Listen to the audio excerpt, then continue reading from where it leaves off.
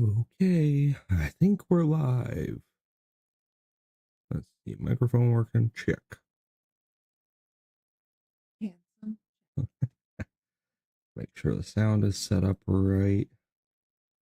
Stream going through there, so it should hear all the volume through there. Game Discord. Let's mute the media too, even though I'm not going to play any music. What's a media source? I don't know. No idea. Um,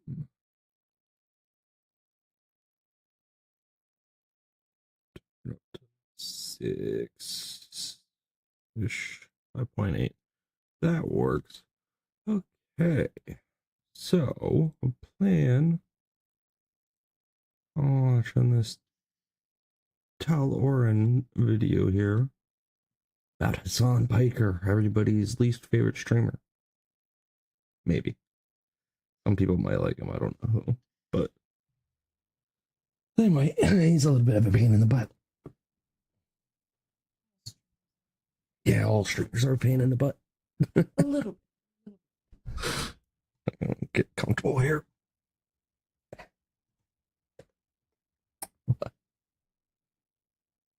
Yeah. Is it working out? Even better as it's at. Good. Got my coffee. Made some tea. Well, you get sleepy time tea.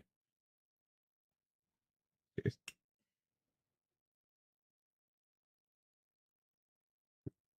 So we'll watch this video a little bit, play a little bit of Mecha.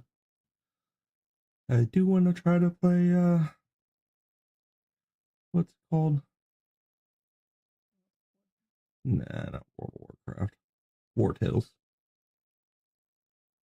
Been wanting to play that, just haven't done it yet.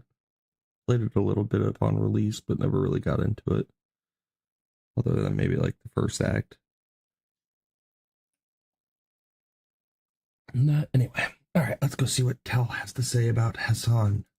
Does anyone still have their doubts about Hassan Piker? I call him Hamas Piker, being basically a terrorist apologist, and his uncle Cenk being right there with him. I don't know if you had any more doubts. We're going to take a look at a clip today by a YouTuber named Asman Gold, who is, I think, ripping into Hassan Piker. I'm Tall the Traveling Cloud, your favorite Lil Judean Zionist prince. Get your merchandise in the description below, thetravelingcloud.com, and let's jump right into it. Hassan calls for the murder of Gila Klein. Oh, that's new. Okay. Just for context, Gila is the wife of Ethan Klein from H3H3. At the age of 18, she was conscripted in the IDF as a secretary. Since then, she has completely disavowed what Israel's government is doing right now. You don't support Satan Yahoo? No. She was in the IDF. He voted against him. I think he's insane. Yeah, he's a monster. You think he's a monster? Yeah. Supposed to go in people's houses in the middle of the night? No. She's a secretary. I was a secretary. You're a secretary. Matter if they're DFLP, PFLP, or even former Fatah militants. It is perfectly legal, perfectly valid, and perfectly I don't think he should be saying. He should not be saying that it's perfectly legal to do something that's not legal. It's not legal to do anything to a person because they were part of the IDF. Like, you can say it's moral. I mean, I could disagree with that, but you should not be telling people it's legal to do this. That's crazy. Yes. 100%. This is not like a black and this is not a gray area. This is black and white. Okay, it doesn't get more black and white than this. Every type of armed resistance against both the settlers and also the Israeli occupying force in the West Bank. Doesn't matter if it's your favorite podcasters like Wife that participate in these raids. He's using coded language to avoid directly saying it? No, he's not. Where's the code? Doesn't matter if it's your favorite podcasters like Wife that participate in these raids.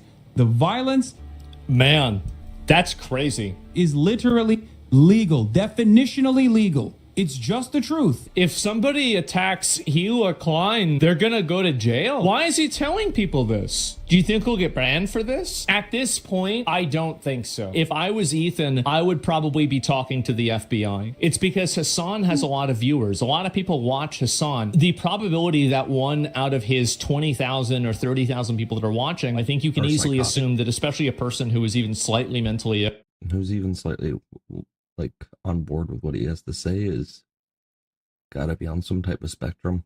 or a slightly, extremist would see this as a call for action. It's disgusting. Somebody should not be saying this on Twitch. I'm surprised that they didn't suspend him, but we'll see what happens. It depends. Again, this is the way that Twitch does suspensions. You guys might not know this. Twitch doesn't care. They have no principled guiding North Star for their decision making. It's very simply, if something gets enough negative attention, they will ban the person doing it. Happy birthday, takes that negative attention. This is crazy. Happy birthday to you.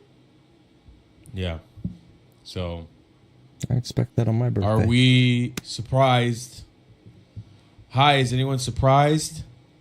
But by the way, well, obviously I don't agree, God forbid, ever that anything Hassan Piker says is correct. Yep. This is the bed that Hila and Ethan made, and this is the bed they shall sleep in. Mind you, while Hassan had these terrible ideas and terrible ideology, Yeah, they worked side by Ethan side with literally created a show with him, a political show, because he was that far left that he had to prove to the world that he could have somebody like Hassan Piker on.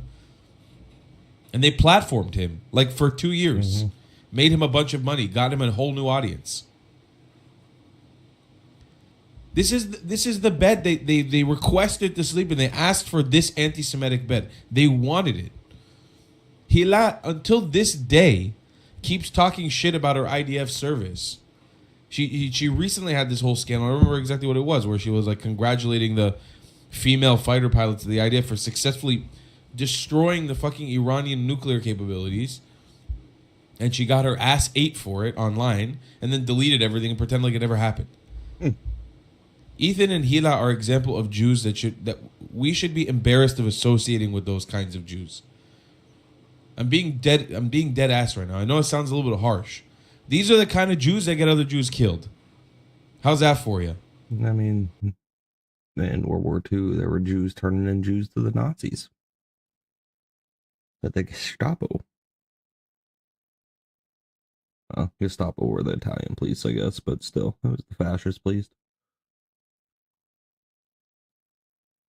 To the SS, turn them over to be killed. Hila and Ethan are the kind of Jews that get other Jews killed. They're the kind of Jews that put my family in danger here in Israel. They think it's going to give them freedom. Because they go out with a platform, instead of being proud grace. and strong, they're like, no, we hate Bibi Netanyahu. Yeah, find me one politician that Hila and Ethan would be like, yeah, we'll stand behind that politician. They don't like any politician. Find me an element of Israel right now that say they're proud of. Or Karen. Go. They can't. The leftist ideology they're stuck in forces them to say everything negative about Israel. The way they present it is, no, they're just currently against what's going on. What about everything else in the Middle East? What about all the other countries in the Middle East? It's just Israel. We're going to put Israel on a microscope? That doesn't sound a little bigoted? That doesn't sound a tiny bit bigoted? These people are losers and they're fakes. And by the way, they made millions and millions of dollars. They don't have to keep pretending like they just. I genuinely believe that they believe in this idea. But the thing is, we know Hila and we know her family. This is a Mizrahi Jewish family who, behind the scenes, we know what the ideology is for the most part. You can't not go to bed and feel like a piece of shit. You know, Ethan, whatever, he comes from like an Ashkenazi American Jewish family. This ideology is pretty rampant in that community. Hila's a different situation. I know the way Hila goes to sleep at night, she knows she's living a fucking lie. And this isn't like an Ashkenazi Mizrahi thing. It's just with Ethan's family, it's like that is part of the American Jewish sphere. Yeah. Hila was in the IDF and she lived in Israel for most of her life. I know the way she goes to sleep at night, you know what she's thinking in the back of her head. Oh, I'm living a fucking lie. Oh, I'm betraying my own country. It's disgusting and it's shameful. It really is shameful. Doesn't mean she deserves to be killed for it. These are people, like I'll say again, these are the people who get other Jews killed.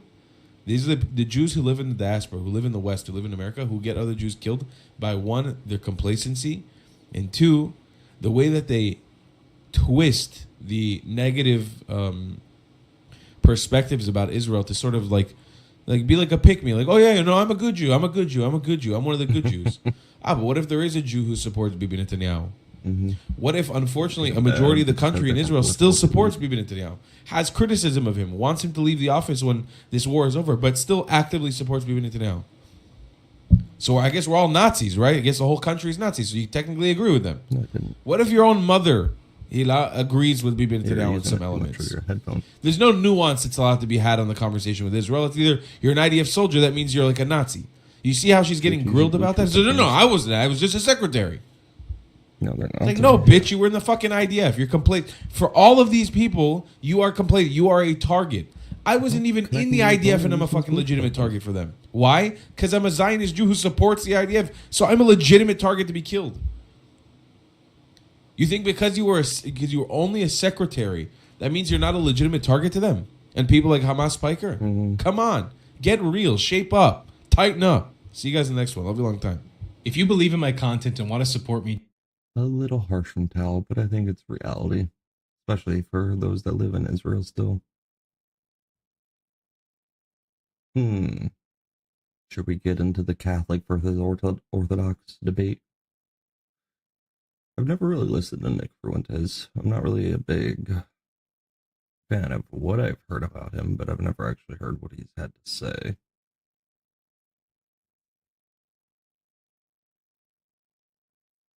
Yeah, why not?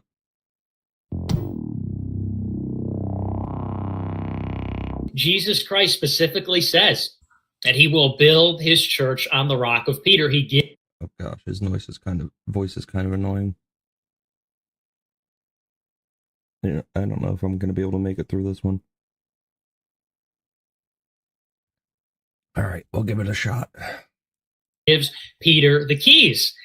And again, you keep saying, oh, well, this, Paul was able to advocate, and there's this, it's not deriving from just Peter. It's not deriving from just Rome. But the other apostles were there, and they were spreading the gospel as well. But it was specifically said, I don't know how you can continue to discount the fact that Jesus Christ said, I will found my church on you, on Peter. And he gave him the keys. And he even says in Revelations that the chosen one has the keys. I mean, this goes back to David. And the one who, hold on. Go ahead. The one who has wait. Actually, okay. Can I finish? Because I'll let you go on a little bit. Sure.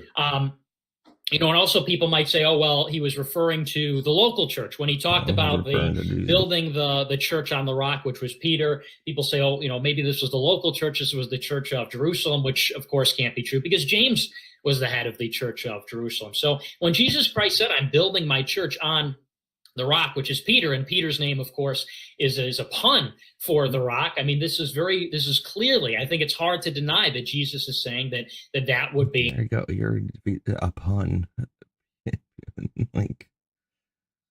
That would be the church. And you could go into Acts as well.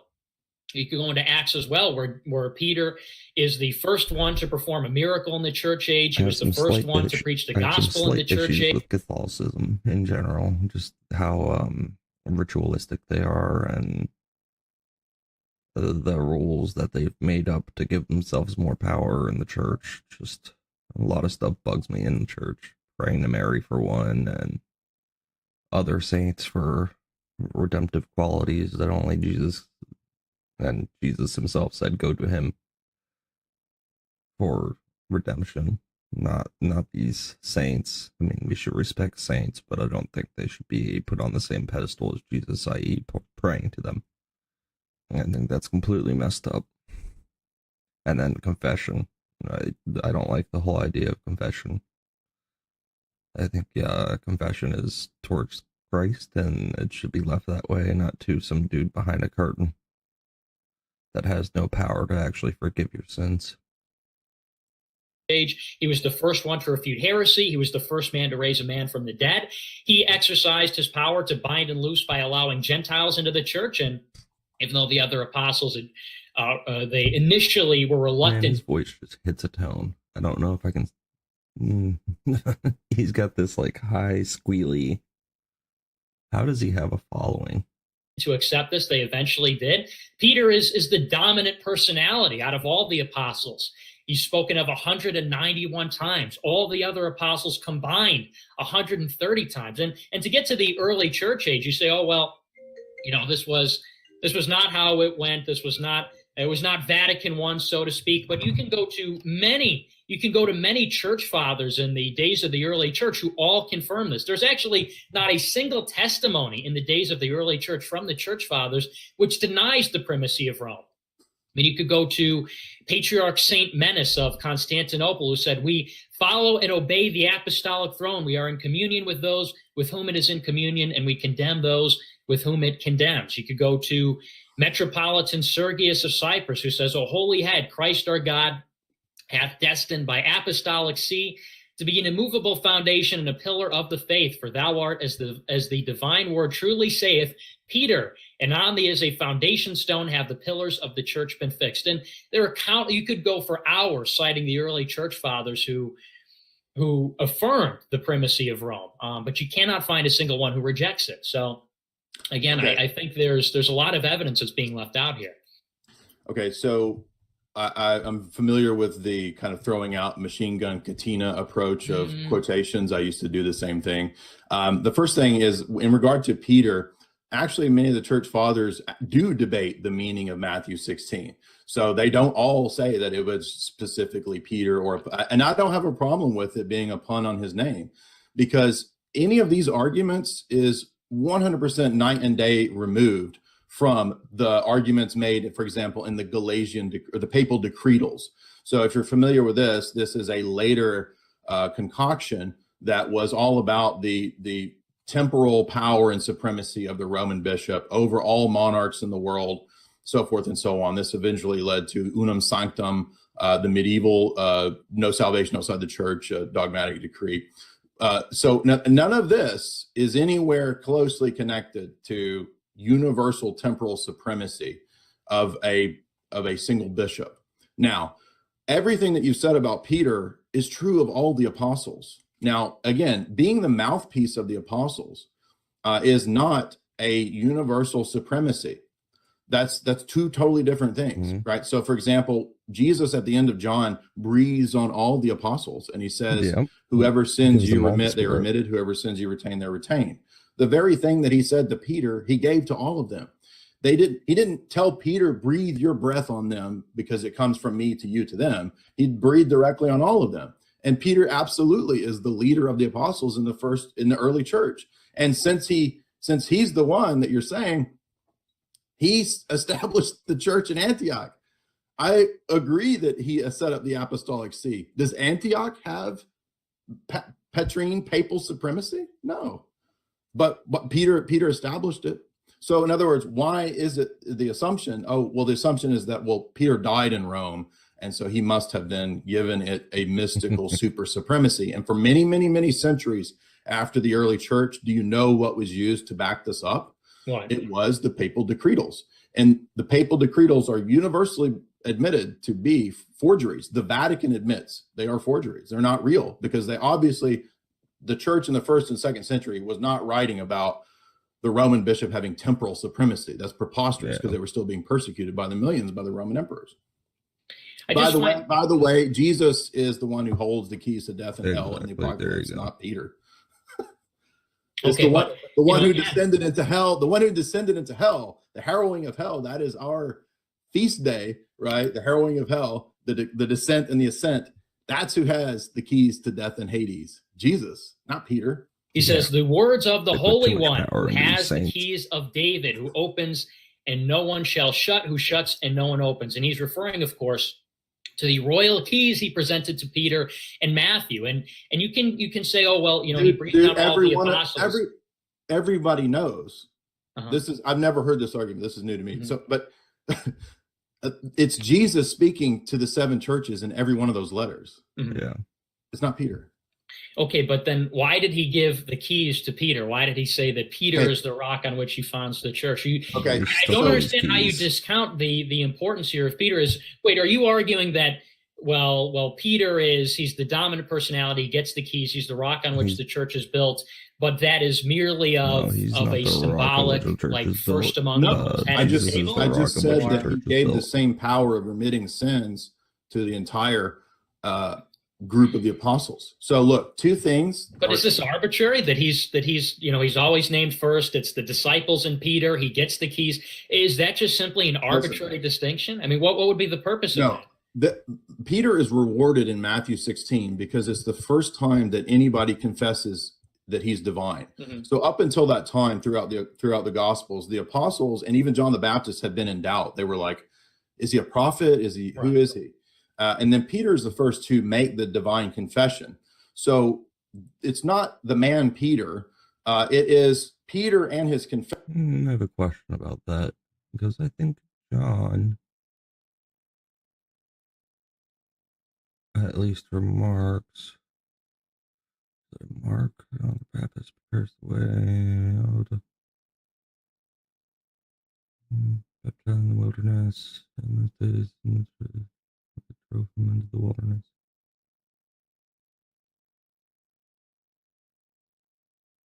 After John was arrested, Jesus came into Galilee, proclaiming the gospel of God and saying the times of fulfillment. Outside the Sea of Galilee, saw Simon. Where is it? Jesus heals many. Might be in John. Probably is in John. John 1 or 2.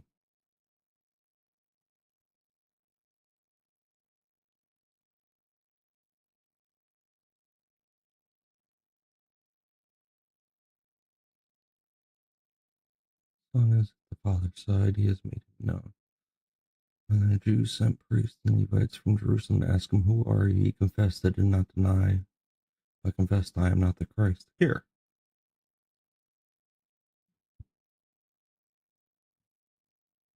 And the Jews sent priests and Levites from Jerusalem to ask him, "Who are you?"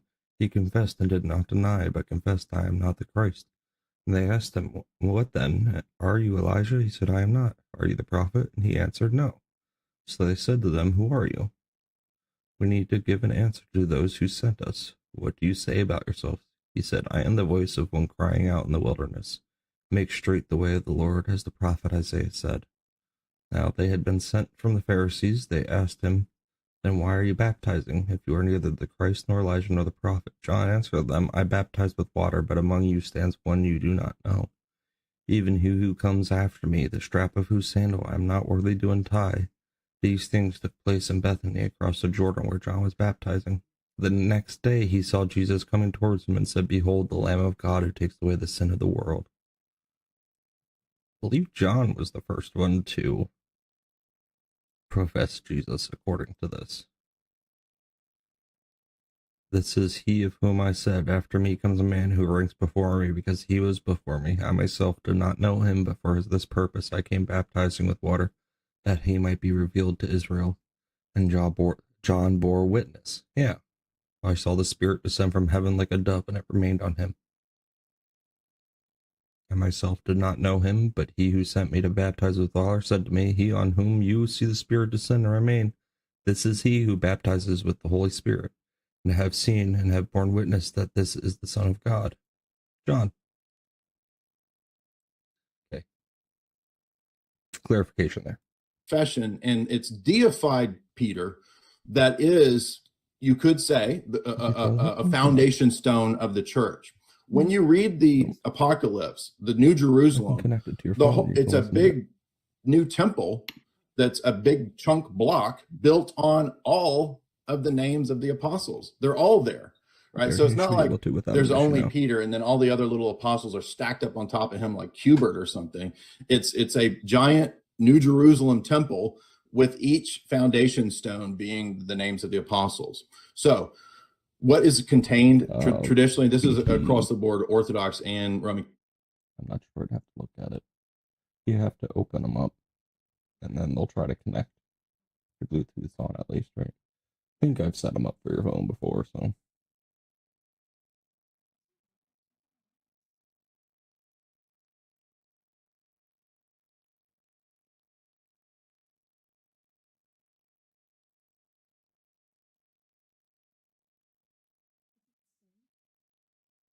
No.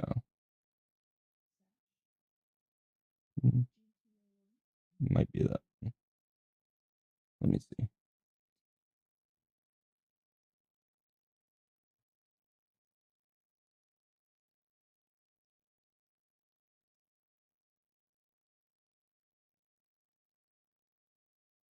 I don't think it's. I don't think it's GTA 1 either. Yeah, you can. You're good.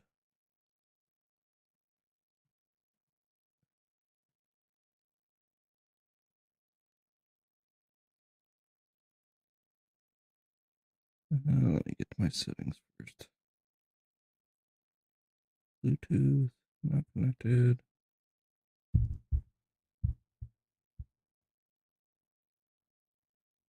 Nah, they're like WF something.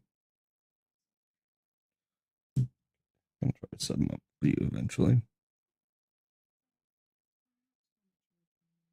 Well, the charger should be in the console over there. No. I know you handed it to me, but I don't have the charger. Since the couch is working now, we can charge it in the console. Mm-hmm.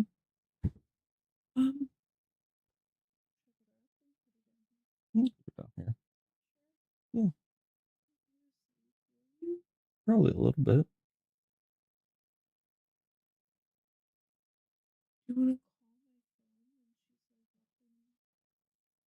Yeah.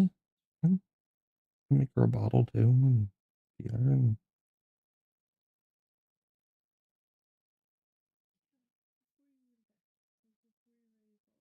and yeah, yeah, around there. Maybe closer to 3. We'll see how long.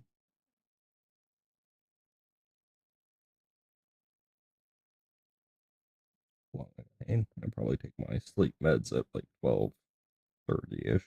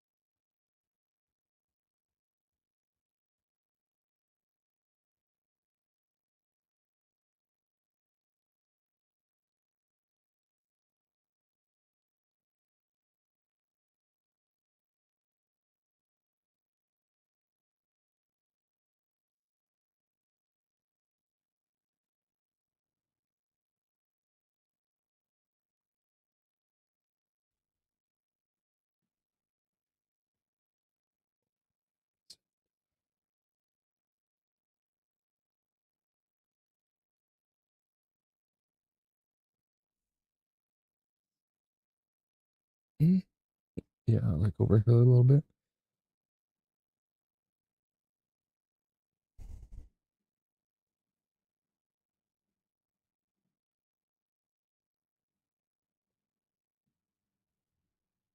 Yeah. Yeah. No, we can just turn a little bit and get it in. That's fine.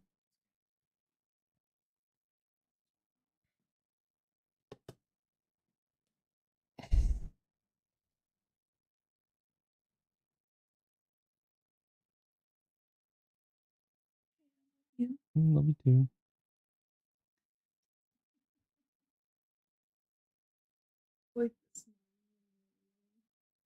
Mm-hmm.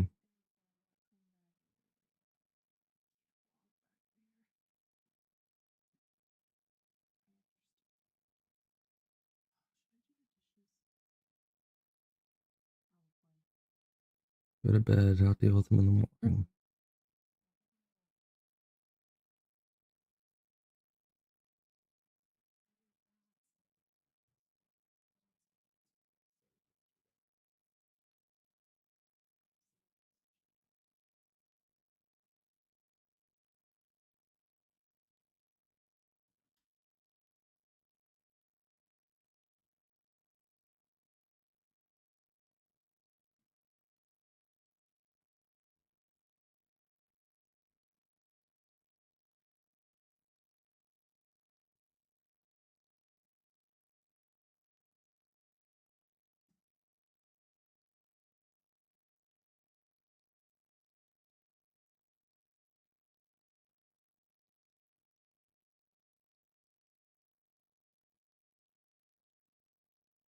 Find it.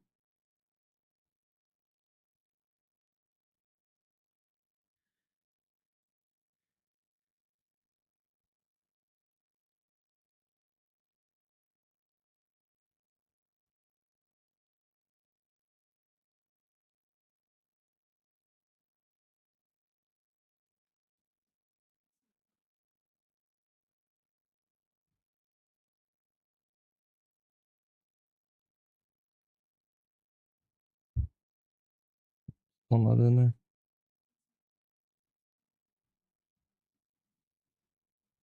Hang on. Might have an extra one in here.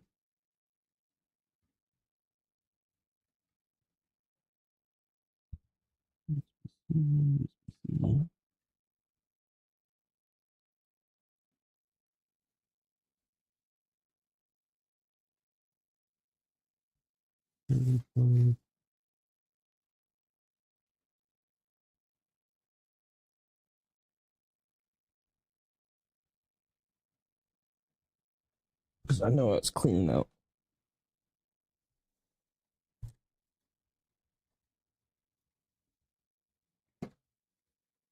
Yours because I wanted to have space for stuff I needed, not junk.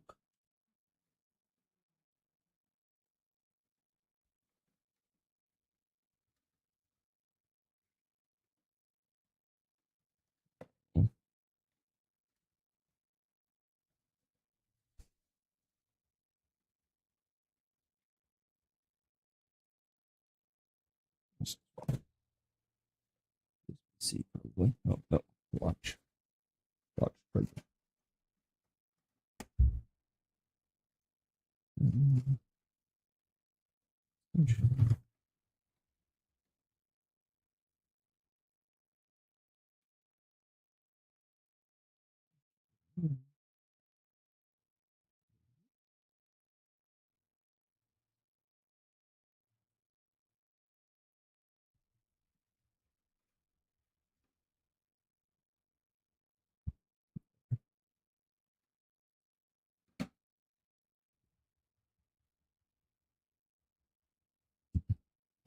One of those should work. Catholics have always admitted that the promise of this text is two things: it's jurisdiction, and it's spiritual. It's like a bishop having jurisdiction, and it's the ability to remit and retain sins. That's the office of the keys. This is what bishops have always done, and priests or presbyters as their helpers. So the East and the West agree on that. Now, all I'm saying is that Jesus says the exact same thing to all of the apostles. He says in the Gospels, he says that when I enter into my kingdom, he says, you will all sit on 12 thrones judging the 12 tribes of Israel. And that's always been interpreted as the authority of the apostles to judge the various churches. And again, we don't deny that there is, as the East has always said, the coryphaeus of the apostles, the mouthpiece of the apostles. And that's fine. And that's why many of the quotes that you're referring to, for example, if there is a controversy in the church, and a lot of those controversies were in the East, there were a lot of heresies in the East. Nestorius was the patriarch of Constantinople. That you would have Eastern the bishops that were correct believing would appeal to Rome. Okay, but appealing to Rome is not they're not appealing to Rome just on the basis of the fact that that's because Peter was there one time. It's because the confession of Rome was always orthodox throughout those centuries, except for the period there's a little bit of hairy area during the Arian crisis where one of the popes was forced to sign an Arian confession, but nobody accuses him of being an Arian just because he was forced to do it. But the point is simply that the power of jurisdiction and remitting sins throughout the rest of the Gospels is given to the whole corpus of the apostles. It's not just to Peter, or it's not Jesus giving it to Peter who then gives it to them. It's Jesus giving it to all of them, breathing on all of them, and then they go out as a body. So, and this is reflected in the early church makeup of in the ancient world. What were the primary sees or pentarchy? Right. This is not the basis of Orthodox theology. We don't believe that you have to follow like 5 historic sees like they're little bitty popes or something. It's just that these are the big cities where it was prominent to have the bishopric of Rome, the bishopric of Alexandria, right? These are just prominent cities. That's all it means. And by the way, Orthodoxy still retains that. The Pope, the Patriarch of Constantinople, he has absolutely no authority or jurisdiction outside of Turkey. He can't tell the Patriarch of Moscow what to do. The Patriarch of Moscow can't tell bishops in the countryside of Russia what to do. That's because we believe Jesus intentionally wanted to set up a decentralized system, and it's decentralized just like it was in the Old Testament. You had the synagogue system going out and setting up synagogues in the world. There was one high priest. He was in Jerusalem. We would say that high priest is Jesus. We don't need, because of the coming of the Holy Spirit, we don't need the giant jurisdictional monarchy of Rome. I just think it is a lot of, I think what's happening here is a lot of rationalization, because you have here, I mean, right in front of you in the scripture, giving the keys and building on the rock. These are very striking symbols. These are very significant symbols. And Peter, the dominance of his personality throughout the New Testament and how he is first in everything, how he's referenced separate from the other disciples. When the angel comes to, but when Mary comes to Mary Magdalene, he says, go tell the disciples and Peter. He's always in every instance when the apostles are listed, he's always listed first. And you chalk this up to, well, who wrote the book? Well, this is simply a mouthpiece. I don't know. I mean, you can, and you draw out a lot of the Latin phrases, and you throw out a lot of these, these little events and this and that. But I think it is fundamentally a distraction from what is in Matthew. It's fundamentally a distraction from the fact you say, oh, well, he breathed on everyone, and well, that's interpreted as they will all sit and judge the churches. But Peter was given the keys. Peter was the rock on which the church was. Is it that simple? Built.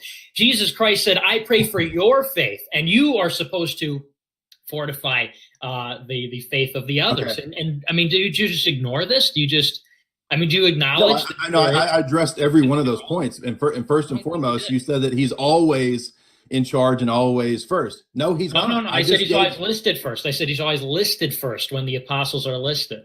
That's what I said. A minute ago, you said he's always first. He's always in charge. So he's always lit. I didn't say he's always. No. I did not say he's always in charge of everything. Disciples and Peter. He's always in every instance when the apostles are listed, he's always listed first. And you chalk other robberies, the keys and building.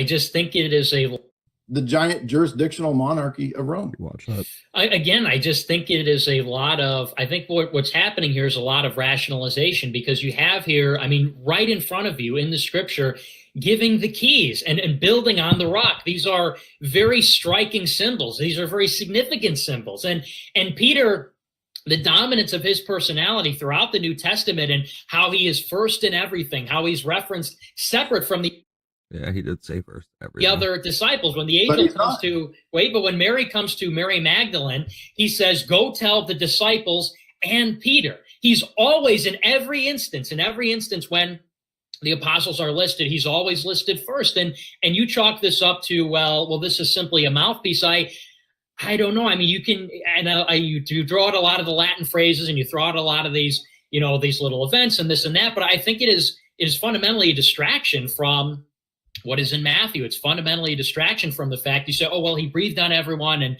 well, that's interpreted as they will all sit and judge the churches. But Peter was given the keys. Peter was the rock on which the church was built.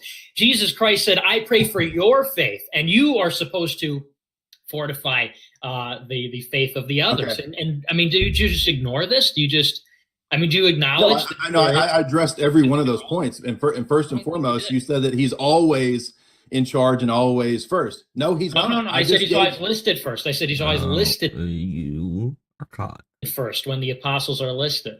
That's what I said. A minute ago, you said he's always first. He's always in charge. So he's always lit. I didn't say he's always. No. I did not say he's always in charge of everything. I said he's always listed first, and I said he was given the keys, and he was the rock on which the church was built.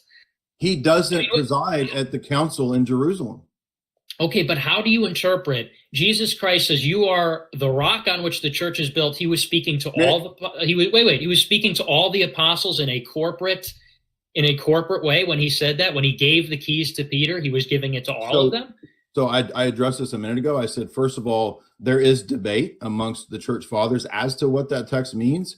And what I said to you was that it doesn't matter if it's Peter himself, and that we don't have a problem with that, but it's not Peter himself. Huh? I think it kind of does matter. I think, right? I mean, if Peter is because my again point was the that emphasis that is arbitrary. That is infinite miles away from universal temporal jurisdiction over all princes in the world. That is crazy talk, dude. If he's given the keys by Jesus Christ, then that's a far cry from that he has supremacy among the other patriarchs and bishops. No. I don't think you understand the extent of the claims of the papacy. The papacy, after the rise of the papal states and after the early centuries, after the false papal decretals, literally claimed that the Bishop of Rome had universal supremacy, not just over spiritual issues in the church, but over all princes. That's why there is a new emperor anointed in 800 called Charlemagne, because they didn't want an Orthodox emperor in the East. They wanted to go their own way. And by the way, this is the time period when things change in the church. There's no more icons. There's only statuary. There's no more paedo communion. You see, the early church universally gave children, babies, communion. Now, isn't it interesting that Rome stops doing this? Literally, at the period when the Filioque enters, when we have a new emperor in the West, Charlemagne, all of these distinctions, when we already had a God-ordained emperor in the East. The fact that there's a God-ordained emperor in the East that's recognized for all of these ecumenical councils, who calls the councils, not the Pope, shows that Peter doesn't have universal temporal jurisdiction. So I don't have a problem with confining and debating the meanings of Matthew 16 to the church. Matthew 16.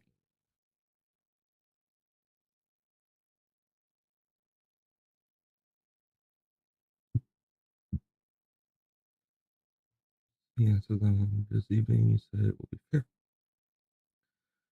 Stormy day for the skies, red and threatening. You know how to interpret the appearance of the sky, but you cannot interpret the signs of the times. An evil and adulterous generation seeks for a sign, but no sign will be given to it except the sign of Jonah. So he left them and departed. When the disciples reached the other side, they had forgotten to bring any bread. Jesus said to them, "Watch and beware of the leaven of the Pharisees and Sadducees." And they began discussing it amongst themselves, saying, "We brought no bread." But Jesus, aware of this, said, "Oh, you of little faith, why are you discussing amongst yourselves the fact that you have no bread? Do you not yet perceive? Do you not remember the 5 loaves for the 5,000, and how many baskets you gathered? Or the 7 loaves for the 4,000, and how many baskets you gathered? How is it that you fail to understand that I did not speak about bread? Beware of the leaven of the Pharisees and Sadducees." Then they understood that he did not tell them to beware of the leaven of bread, but of the teachings of the Pharisees and Sadducees. Now when Jesus came into the district of Caesarea Philippi, he asked his disciples, "Who do people say that the Son of Man is?" And they said, "Some say John the Baptist, others say Elijah, and others Jeremiah or one of the prophets." He said to them, "But who do you say that I am?" Simon Peter replied, "You are the Christ, the Son of the living God." Jesus answered him, "Blessed are you, Simon Bar-Jonah, for flesh and blood has not revealed this to you, but my Father who is in heaven. And I tell you, you are Peter, and on this rock I shall build my church, and the gates of hell shall not prevail against it. I'll give you the keys to the kingdom of heaven, and whatever you bind on earth shall be bound in heaven, and whatever you loose on earth shall be loosed in heaven." And he strictly charged the disciples to tell no one that he was the Christ. So this was, at the end, just to all of the people.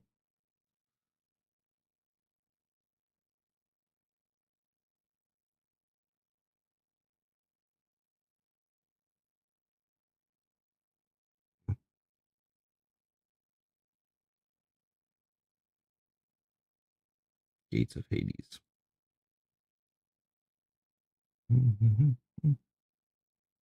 Jesus began to show his disciples that he must go to Jerusalem and suffer many things from the elders and chief priests and scribes and be killed, and on the 3rd day be risen. And Peter took him aside and began to rebuke him, saying, "Be it from you, Lord, this shall never happen to you." But he turned and said to Peter, "Get behind me, Satan. You are a hindrance to me, for you are not setting your mind on the things of God, but on the things of man."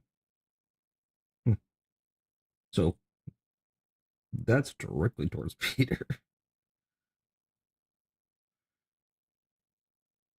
church and to what it meant to the first century church. That's what the church fathers do. Mhm. Some of them say it's Peter. Some of them say it's his confession. Some of them say it's this or that. But what I said to you in response specifically was that all of the things that you claimed were special to Peter are also given to the other apostles directly by Jesus. He gives them the power to remit sins. He says they will sit on the thrones judging the church. But they don't get the keys.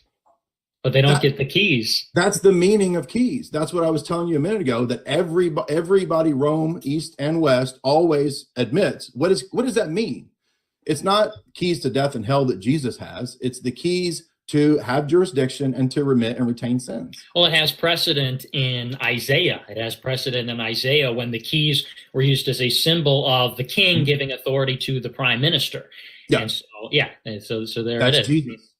That's Jesus. Yeah, Jesus is the king and the prime minister is Peter. That's why he gives the keys to Peter. Peter is given the authority as the prime minister.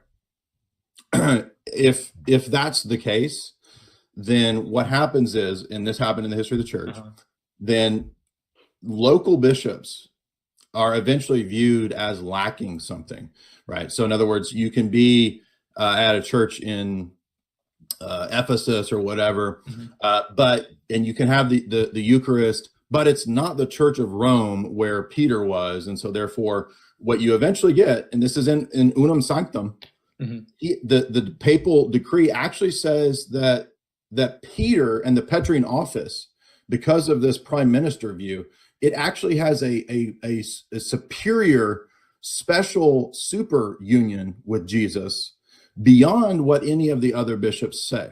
Now, there is a famous argument and dialogue that Pope St. Gregory the Great has with a person who was claiming something very similar. These are in his letters, and he rebukes this as the claim of Antichrist, right? Because they were claiming to have sole jurisdiction over all of the churches, right? And negating the real jurisdiction that other bishops had. So what I'm saying is that this has played itself out in church history, and even a great pope like Pope St. Gregory the Great rebuked the idea in his letters, very well known. And I'm not making the Protestant argument that this means that there's no such thing as bishops. The Protestants go crazy with this. It's a dumb argument, but it does prove the point that obviously Pope St. Gregory the Great didn't, Gregory the Dialogist, that he's called in the East, he didn't view this as temporal supremacy over all princes and so forth. That's okay. crazy. So then why are you trying to force me to defend that as temporal supremacy? Then, if the great pope says it's not temporal supremacy, then why are you? Do you understand where I'm coming from? If the Catholic great pope Roman Catholic theology eventually dogmatized that it is temporal, or that it is not absolutely temporal. Okay.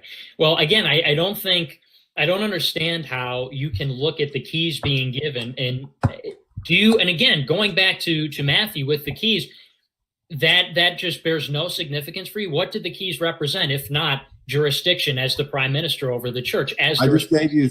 I just told you twice what it meant. Well, what is it? Okay. There's a lot in there. Every time you give me an answer, we go all over the place. So can you tell me in a very direct way? Yeah, very direct. Okay, so historically, right, both East and West, okay, as far as I'm aware. And all the church fathers here, I've never seen this disputed. You have the discussion of what jurisdiction or the keys is. Right. This gets heavily debated in later medieval Catholic theology, where they debate exactly whether or not you can attend a schismatic mass, whether or not you can attend a bishop's church who has no jurisdiction. And so the loss of keys means loss of jurisdiction. This all gets debated in Roman Catholic canon law. So what I'm saying is that there's not really a whole lot of debate as to what exactly having the office of the keys means.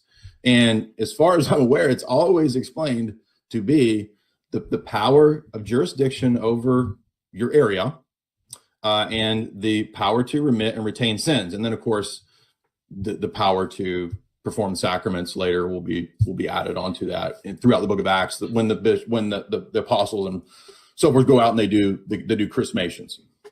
Now, so as far as I'm aware, that's always been what's conceived of as the meaning of keys. It's usually described or referred to in terms of jurisdiction. I hear you.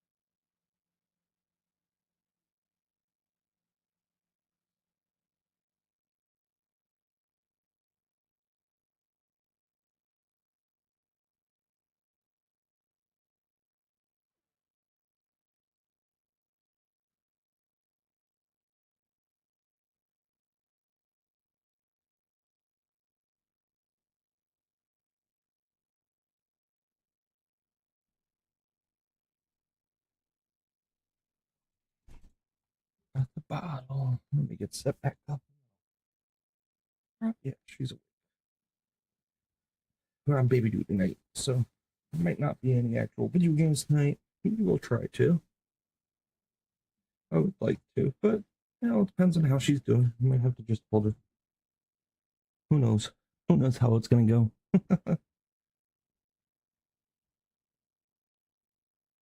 Alexa, turn the lights off in the family room.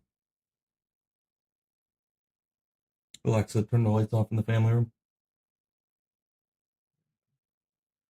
Just light down a little bit. It might be a little dark for you guys, but at least you'll still be able to see me somewhat.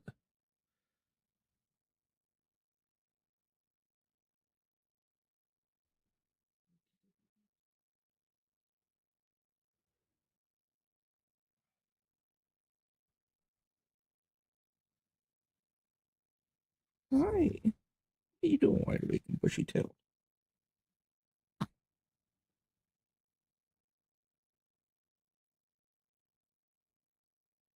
I'm doing awake here, baby.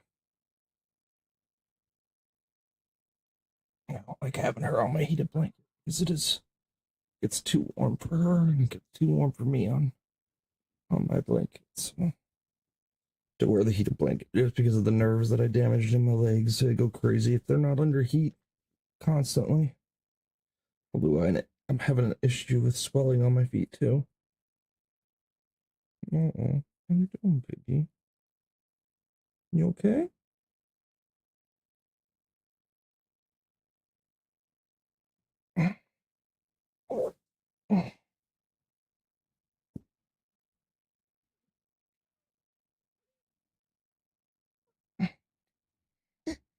Let's see if she wants this bottle. I think she does. Yep, I was right. Okay.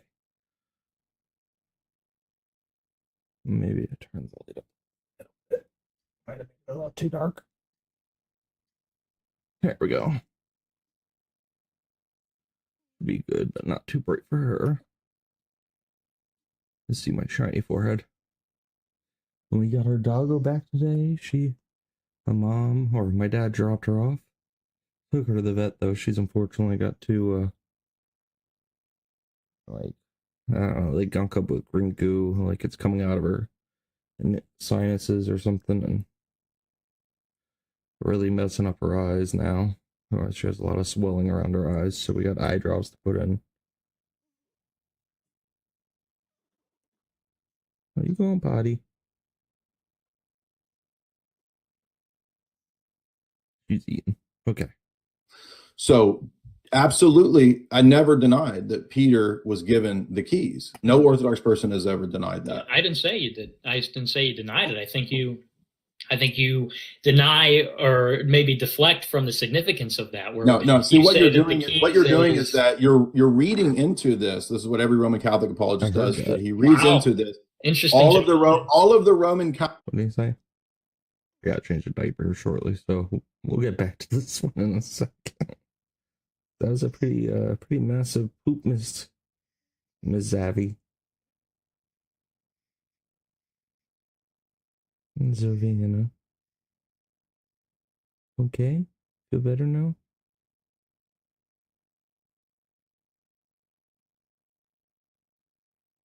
I'll let you finish eating and then I'll change you.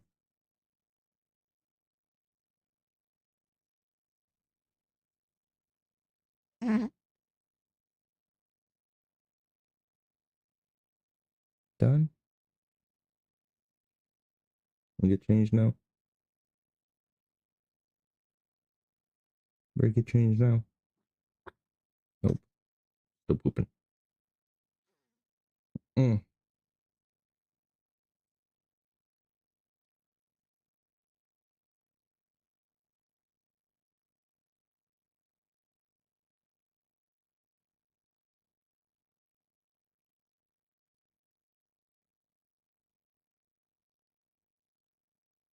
Okay. Good now? Belly feel better?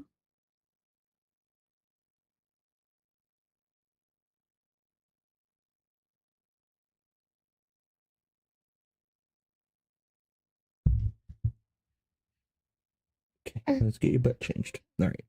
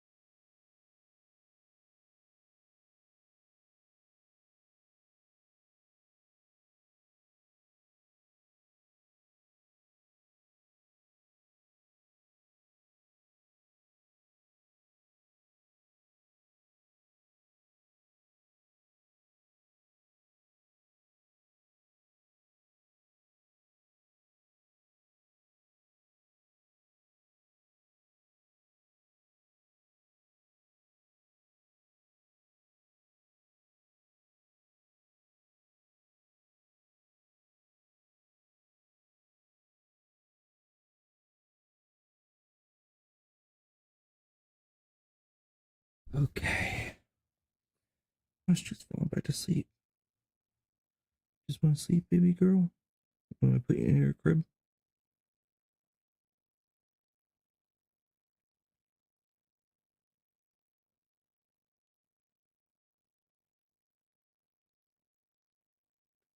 Want me to flip you the other way?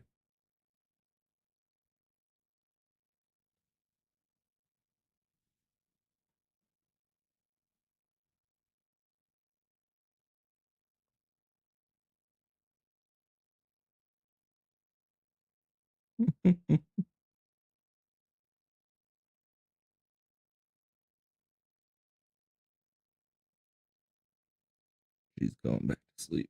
That's good. Don't open your eyes. Keep them closed. You can sleep here, little girl. Okay, we'll let her sleep. Catholic, like all of these. Well, you're a Roman Catholic apologist, right? Roman, this is what think the keys. No Orthodox person has ever denied that. I didn't say you did. I didn't say you denied it. I think you deny or maybe deflect from the significance of that. Where No. See, what you're doing is is that you're reading into this. This is what every Roman Catholic apologist does. That he reads into this. Interesting. All of the Roman Catholic, like all of these. Well, you're a Roman Catholic apologist, right? Yeah, for 10 years. Yeah.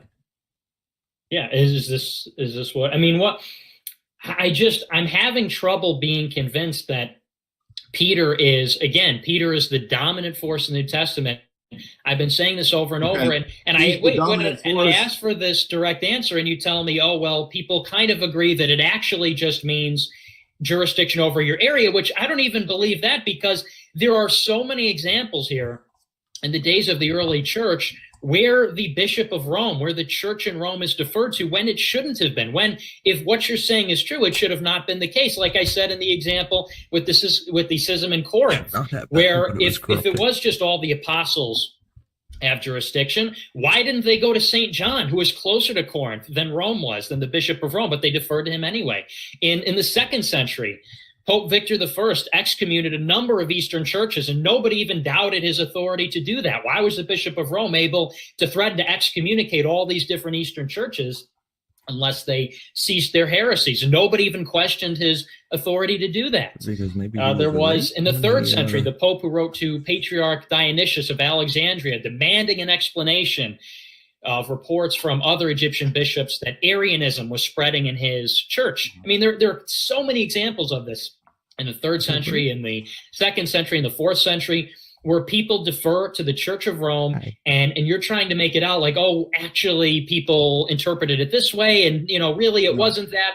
I think the historical case is against you, and I also think you're ignoring the significance of the fact that Jesus Christ, he breathed on the other apostles, but he prayed for Peter's faith. He gave the keys to Peter. He built the church on the rock that is Peter. And you're trying to say, well, Peter's faith because Peter denied him 3 times. That's why he confirmed Peter's it 3 times. Right. Okay. But he confirmed it 3 times for Peter, and you are trying to say that that's okay, but where do you get from where do you get from this 3 times? Yeah. Go ahead. Where do you get from this to infallibility and universal temporal supremacy? Like how none of these texts, nobody in their right mind could go from that to that. And that's what became Roman Catholic dogma. And I'm saying that shows that something is way off here. This is not right. And it's not just, let me go back to the church fathers and find this quote and that quote, this quote about how important Peter was. Nobody denies the importance of Peter. What's denied is universal supremacy. And there's no argument for that. And if you go to the church fathers appealing to Rome, it's absolutely, you can absolutely appeal to preeminent bishoprics when they're Orthodox. The same thing happens throughout the church. You will have appeals to the Pope of Alexandria called Saint Athanasius. He was the Pope. That's a title of big metropolitan bishoprics or sees. The Pope in Alexandria, Saint Athanasius, condemned powerfully all of these heresies. The book of the Apocalypse is only in the Bible because Saint Athanasius convinced people in Rome that it should be in the Bible. He convinced, but he convinced people in Rome. And but was it people outside of Rome who put it in the Bible, or is it people who convinced the people in Rome to put it in, and the people in Rome put it in the Bible? You have this weird way. You're not listening. You're not listening. So so there were a lot of churches that already used this. Right. And nobody denies that there is a primacy, a kind of honor given to old Rome. That's in all honor. I don't think it. I think it's true. Again, it's not. If you're trying to compare, why would there be ecumenical councils? All you have to do is appeal because they use it. They use it as a device. They use it. It doesn't say that. Why would you even do that? Well, because that is one of the temporal ways that the Pope would have his decision on these matters be spread and be decided on it. An ecumenical council, you have to look at it in terms of it pragmatically, not as though the ecumenical council. Well, you were arguing a minute ago that the best pragmatic way was to just listen to what Clement said to Corinth. No, I said that was an example. No. I said that was an example of when people deferred to the Pope. But sometimes a Pope, the ecumenical council is useful for the Pope to have bishops come and they discuss. But in every case, in every ecumenical council, the Pope had already made the decision before the ecumenical council, and after the ecumenical council, the Pope was the one who interpreted it and executed it. But again, to the existence of councils, the popes did not call any councils. No Pope called a council. Yeah, no, but they said, you're getting into technicalities here. But the point being, who called Vatican I? Well, of course, it's not the Pope, it's the Emperor, but it's the Pope that signs on to it. Who called Vatican technicalities? Who? That's not a technicality. That's it is a technical. Who called it? The Pope. Okay, but again, you're going back to a technicality. This technicality shows that universal temporal supremacy is not true. No, wrong.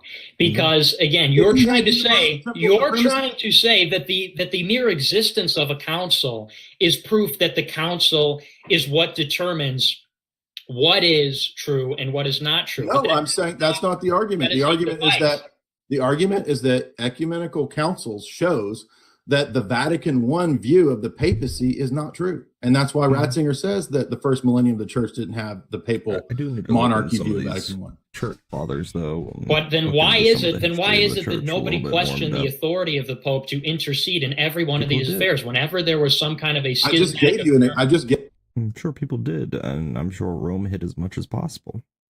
They always have hid as much as possible. You can kind of see that in current Roman Catholic society today. Gave you examples of rejections.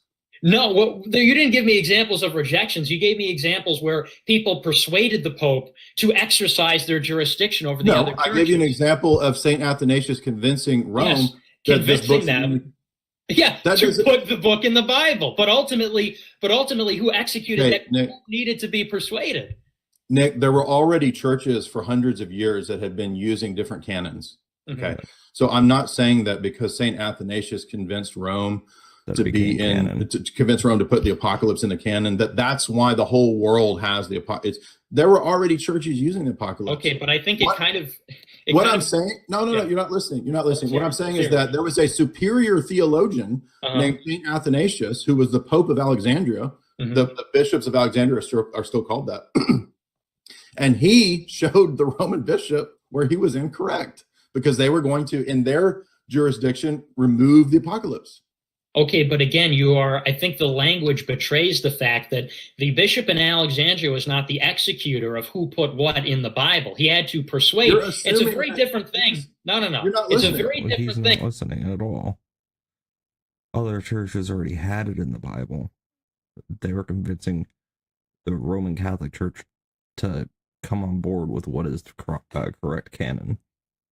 Hey, I'll let you finish. It's a very different thing to say.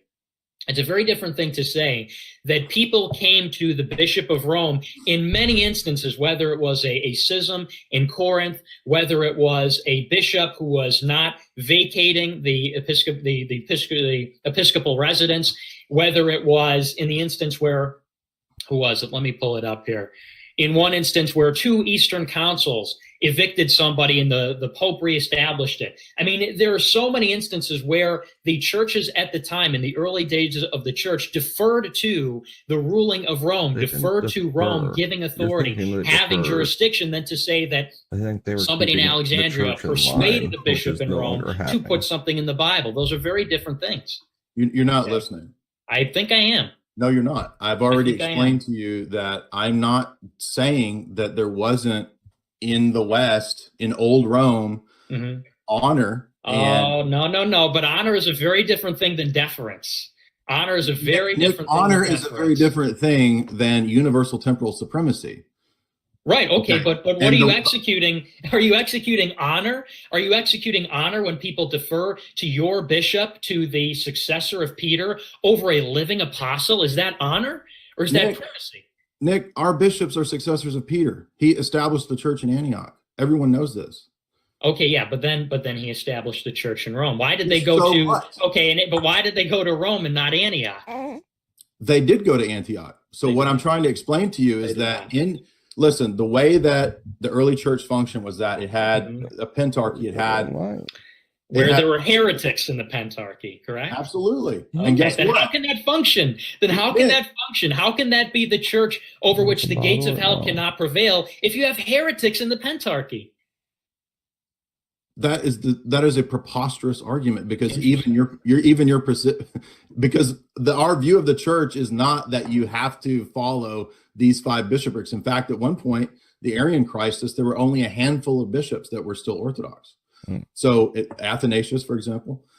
So listen, any one of these, or all 5 of those patriarchates could fall into heresy, and we know this because throughout the history of the church, every one of them at some point did, and even Rome was accused of heresy at the 6th Council. Accused, and that's an ecumenical council. Accused, but were they ever heretics? It doesn't matter, because the mind matters. It so matters. Listen, the mind of the church at that ecumenical council was not that this guy could never fail. But again, the church is a very different thing being accused of a heresy than committing a heresy. If you are appealing to the pentarchy, if you are appealing, dude, you don't understand. I'm not appealing to pentarchy. Then why'd you bring it up? I'm explaining a fact of how the early church operated. Okay, but it did not operate in this way. People did not appeal to these different churches the way that they did with Rome. They deferred to Rome. Have you read the apostolic canons? Everybody in their jurisdiction appeals to their bishop. That's a no-brainer. When it comes to a schism, when it comes to a heresy, when it comes to somebody who needs to be evicted, when it comes to somebody who's been wrongly evicted, in each of these cases, you simply just in each of these cases. This happened constantly. You think that the whole world? This is so stupid. You think that the whole world literally appealed to Rome in every case? Well, no, I think in the case of Clemens, they appealed to the Bishop of Rome. They didn't appeal to him. Why did they appeal? Okay, but why did they not go to a living apostle, to John the Apostle himself? Okay, why did they go to Rome? This is a terrible argument. First of all, we don't know exactly the date of John's death. I mean, okay, well, disprove it. Don't tell me it's a terrible argument. Disprove it. Okay. John was on the island of Patmos. Do you even know what you're talking about? Which at the time in 96 AD, he was closer to Corinth than was the Bishop of Rome. Exiled to an island. Look, even if it's not the Apostle John, why didn't they go to the Patriarch of Alexandria then? If it was the Pentarch system, why didn't they go to the Patriarch of Alexandria? Nick, everybody admits that there's a pentarchy. I already said in the first hour, that's not a Roman Catholic version in Orthodoxy. Like, we don't appeal to these 5 people. Okay. I'm just saying. But then why was it Rome? Why was it Rome and not Alexandria? Listen to me. I've been listening. Okay. Anybody in the church, I already explained this with St. Maximus the Confessor, could appeal to different sees. Okay. So let's say you were in an Arian area in St. Athanasius's time. Okay. You might, if your bishop was Arian, you might appeal to either Rome because you knew that Rome was Orthodox, not just because it was Rome, but you knew it was Orthodox. And it also had Rome as the honor of old Rome. Or you might appeal to Alexandria, to St. Athanasius, because you knew that those 2 places did not teach Arianism. So the appeal is not based on juridical authority. The appeal is based on correct doctrine. You know that they're not Arian. So all I'm saying is it was arbitrary. That you're saying it's because they were. I just said it was based on correct doctrine. That's not arbitrary. Right. Well, but I mean, in terms of. What's the matter, baby?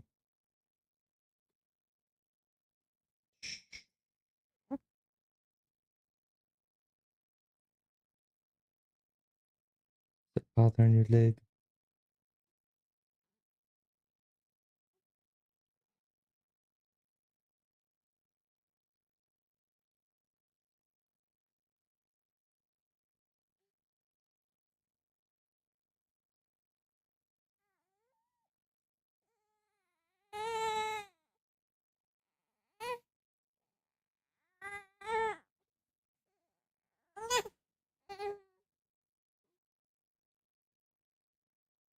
Okay.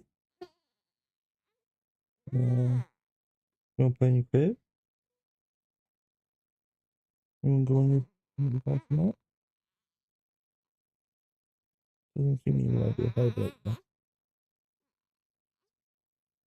You're like mad there's light or something.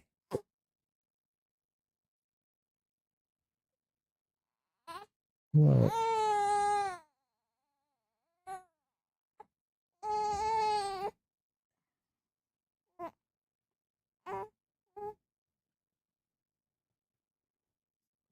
What's there?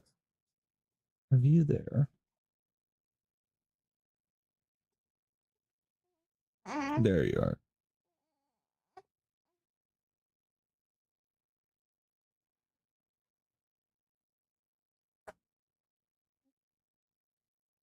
I'm just laying in my arms because it's comfortable. Which church that was correct on doctrine? It's what you would listen. Correct. It's arbitrary that they chose Rome, right? No. Then why did they choose Rome? If there are multiple churches that are not Arian, why did they go to Rome? Why did they? It was an arbitrary choice. Once once they figured out, okay, Rome is correct on doctrine, and let's say this other church is correct on doctrine, that they chose Rome over that other church that was correct on doctrine. You're saying, well, they went to Rome, and any other church which is correct on doctrine because it's correct. But why did they? You're saying after you've decided it's correct, then why Rome? Then it's just an arbitrary, well, they're all correct. These ones are correct. Let's pick that one. No, I didn't say it was arbitrary. Why Rome? Because of honor. Let me talk. Okay, go ahead. The Pentarchy system is not arbitrary. It arose precisely because I'm trying to explain it to you what the Pentarchy system is. Okay. It arose in the first 4 centuries because of prominent cities. And there might be different reasons why those cities were prominent. So Alexandria at this time was prominent because of it being Egypt, because of it being having a large library, rumors of that large library, right? It was a big metropolitan area. And so these kinds of churches would gain a lot of power. They would gain a lot of status over time. And that's why, for example, when Constantinople was built, it became New Rome. Now, I'm not saying that the Patriarchal Constantinople is our version of a pope. I'm not saying that the Pentarchy system is 5 little popes. I'm not saying that. All I'm telling you is an observation of how the early church arose, and this is not debated. Okay, so when there's a large heresy that spreads, and this happens many times, and it could spread in the east or the west. If you were in an area where you didn't have access to a correct believing bishop, you would probably appeal to any places that were prominent and that had a lot of prestige and that had a reputation for orthodoxy. And that would be Old Rome, it might be Alexandria, it might be Antioch, it might be any of these places. And that's what you see in the councils. The councils will list Old Rome, New Rome, and they will give new titles to people. This is how the Pentarchy system developed. It's from the ecumenical councils. They give titles. They gave Alexandria the title of Pope because it achieved a level of honor. Nobody believed that any of those places had the ability to tell the entire church what they had to do. And the fact, I've given you probably 20 examples that shows that that's the case. So what you've done is give me a bunch of examples where people appealed to an Orthodox Pope when they were persecuted by heretics. And I've already admitted that in the first hour. Not people, churches. And here's an example. Let me ask you about this example and tell me what you think about this. I don't know if you're familiar with this one, but in the 3rd century, Paul of Samosata, a bishop of Antioch, he rejected the personhood of the Logos. That was condemned by 3 synods. They consisted of the bishops of Syria, Palestine, and Asia Minor. And who was named as a replacement for Paul after he refused to stop preaching this heresy? He was evicted, he was excommunicated, but he refused to vacate the episcopal residence. Dominus was named as his replacement, but of course, Paul, he didn't leave his residence. Now, the emperor could have easily installed Dominus if what you're saying is true about the Pentarchy and, a church that is not false could have intervened in this case. Instead of the bishop of Syria, instead of the bishop of Palestine, instead of the bishop of Asia Minor, all 3 together, or the emperor, who did they appeal to? Who did the emperor go to ask who should be the next patriarch? They went to the bishop of Rome, and the bishop of Rome installed Dominus as the patriarch. So why is it then if actually the emperor has the authority, or actually every pope that is preaching good doctrine are appealed to in the age of the early church, why was it in this instance that they went to Rome? Well, this just illustrates a very basic misunderstanding of Orthodox theology. No emperor has authority in the church, and no emperor makes the decision to remove bishops. Now, many emperors persecuted the church, and even like iconoclast emperors persecuted Christians. But they were later defeated, and orthodoxy triumphed in 787 at the Seventh Council, for example. So no emperor has the say-so in the spiritual jurisdiction. We agree that there is a kind of a temporal and a spiritual realms. They're not strictly divided. There's not 2 different bodies of Christ like medieval Roman Catholic theologians would say. There's only one body of Christ. Nice snipe there, but go ahead. There's only one body of Christ. And so in other words, a decentralized system that will appeal to patriarchates that had primacy is something that we still see today in Orthodoxy. So, for example, if somebody in Russia, you're not answering the question. I am answering the question. I'm saying that this is a praxis that has always existed and still exists in Orthodoxy. Yeah, they always defer to Rome, then, right? That's the they don't. demonstrated in this example. Did the Sixth Council defer to Rome when they condemned the Pope? No, but we're not talking about. We're talking about this specific. You said example. They always defer to Rome. They don't always defer to Rome. No. We're talking in this example. Why did the Bishop of Syria? Why did none of these people? Why were they not able to do it, but they had to go to Rome? Okay, I said a minute ago, during the Arian crisis, a large portion of the empire. Okay, but why? Okay, but Syria and Palestine and Asia Minor all recognized that this was a heresy. They were the ones that excommunicated Paul Samosata. So why did they not? Why did they not replace him? Why did they not have all three of them? They were the ones that excommunicated the guy. Why were they not the ones to replace him? Why were they not the ones to go in there? If you're saying, oh, well, it's any church, why did they have to go to Rome to name the successor and to install him? Because I already told you that nobody denies the place of honor. The place of honor. That's a stretch, Jay. The place of honor. That's the wording of the councils for the old Rome. No, but to say that that's simply a place of honor instead of jurisdiction, I think is a pretty generous interpretation of honor. I mean, that's jurisdiction. There's deference. That's why I can explain things like the council condemning the Pope, and you can't. Well, I'm not familiar with that particular example, but in this example, you cannot explain. That's not very nice. But in this particular example, I fail to see how this is merely, you seem to chalk everything up here where people defer to Rome, where churches go out of their way to send their rulings on this to Rome, where they go out of their way to clear things with Rome, where Rome intervenes in the schisms, where Jesus Christ gives his keys to Peter, he builds the church on Peter, and in every instance it's, that's a place of honor. That's actually has a lot less significance. It seems to just be it's apologetics. It's a rationalization. It's a denial. The wording that I use to you when I talk about the honor of old Rome, this is the wording of the council. So when Nicaea, and then later when Ephesus, when Constantinople, and Constantinople too, when they talk about these bishoprics, that's their language. So it's not me deferring. It's not me making up. It's not you're saying that when Rome does this, they are acting in their capacity as in a place of honor instead of in their place as having jurisdiction.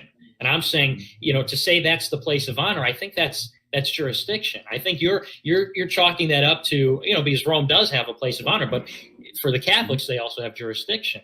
And you're saying, well, in each of these cases, this is merely the capacity of Rome is having honor and not having jurisdiction, right? Right. And now, and again, I don't accept that. But if that's all that Roman Catholicism said, there might have never been a schism. But what happened is that Rome didn't stop at just saying, well, I can intervene and help in a conflict that's 2,000 miles away. It extended into a vast claim of the entire universe, that the Pope has total authority over all temporal and spiritual matters. There's no way to get from what Peter says to what Jesus says to Peter to the Pope being able to have a giant Rothschild run bank. I mean, that's just, how do we get from that to that? How do we get from that to the Rothschild's bank thing? I think that's kind of a little bit of a distraction there. I mean, you're kind of getting away again from the point where this is not theoretical. This is what happens in history. This is a real historical church. Yeah, no, I think we could just as easily say that if Constantinople had the same honor, why did they bow to pressure from the Ottoman Turks and withdraw from the Council of Florence? I mean, we can throw a lot of things in there, I think. But we have no problem saying that any of those pentarchs, any of those patriarchs could fall into heresy. And in fact, I mean, Bartholomew seems to be heretical. He could easily be a heretic. Don't you think though that seems pretty? I mean that if the highest degree of authority in the church is just the patriarch, just the highest degree of authority is maybe the first among equals, which if there wasn't a schism would be Rome. Don't you think that's kind of weak? If they can all fall into heresy, don't you think that's kind of a weak argument that Jesus Christ would leave his church? And Jesus Christ specifically said that his church would never be taken over by the gates of hell.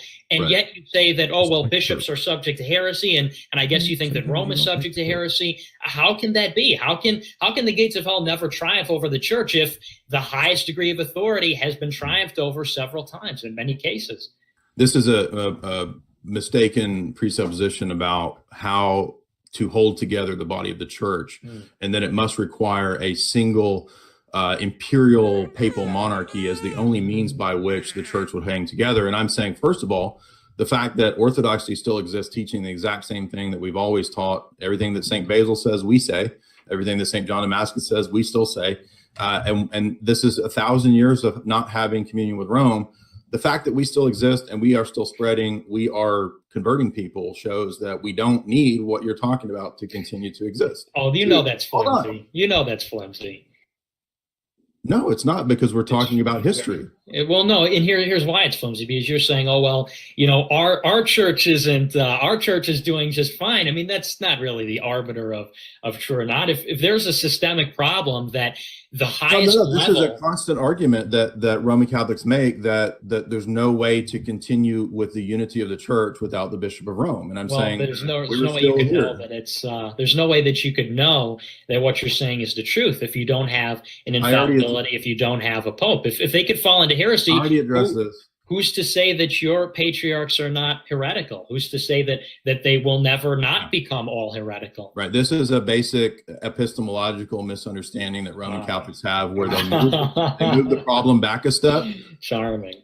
Okay, Nick. So within Roman Catholicism, there are, within what is claimed to be, there's the SSPX, there's the FSSP, there are liberals like Hans Küng, there are the neoconservatives of Vatican II, there's the Sedevacantists. So all of these people claim that they have real Catholicism. Sure. So, and every one of them will say, we read the papal decrees correctly. Mm-hmm. So all we've done is move the problem back a step by saying that we have the Pope and that's how we know for sure. How do you as an individual know for sure that you are interpreting the Pope's decrees correctly? Because we know from the priest. We know from the priest and the bishops and the cardinals, and they all proceed from the Pope. They all proceed from but the Pope's dogma is infallible, and the bishops and the cardinals are tasked with carrying it out. I mean, if you get down to get her a new outfit, her diaper came undone with all her wiggle waggling. So I'll be right back.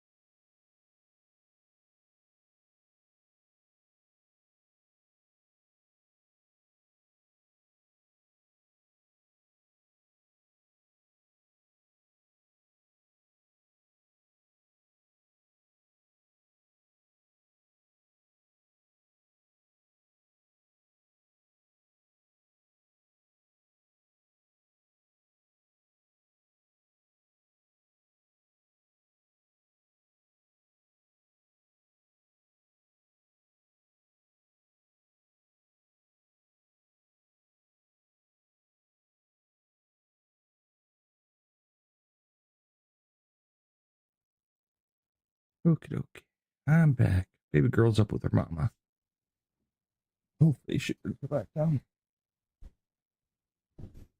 Hopefully, we'll see.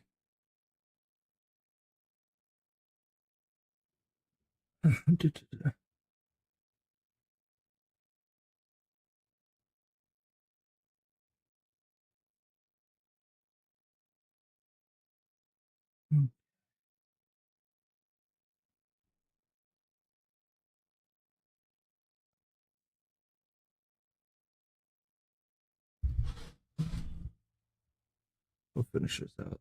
To it outside of the what? Why is this funny? That's circular. It's not. I'm asking you how you know. You said you know from a fallible guy who's a priest because he got it from the Pope who's infallible.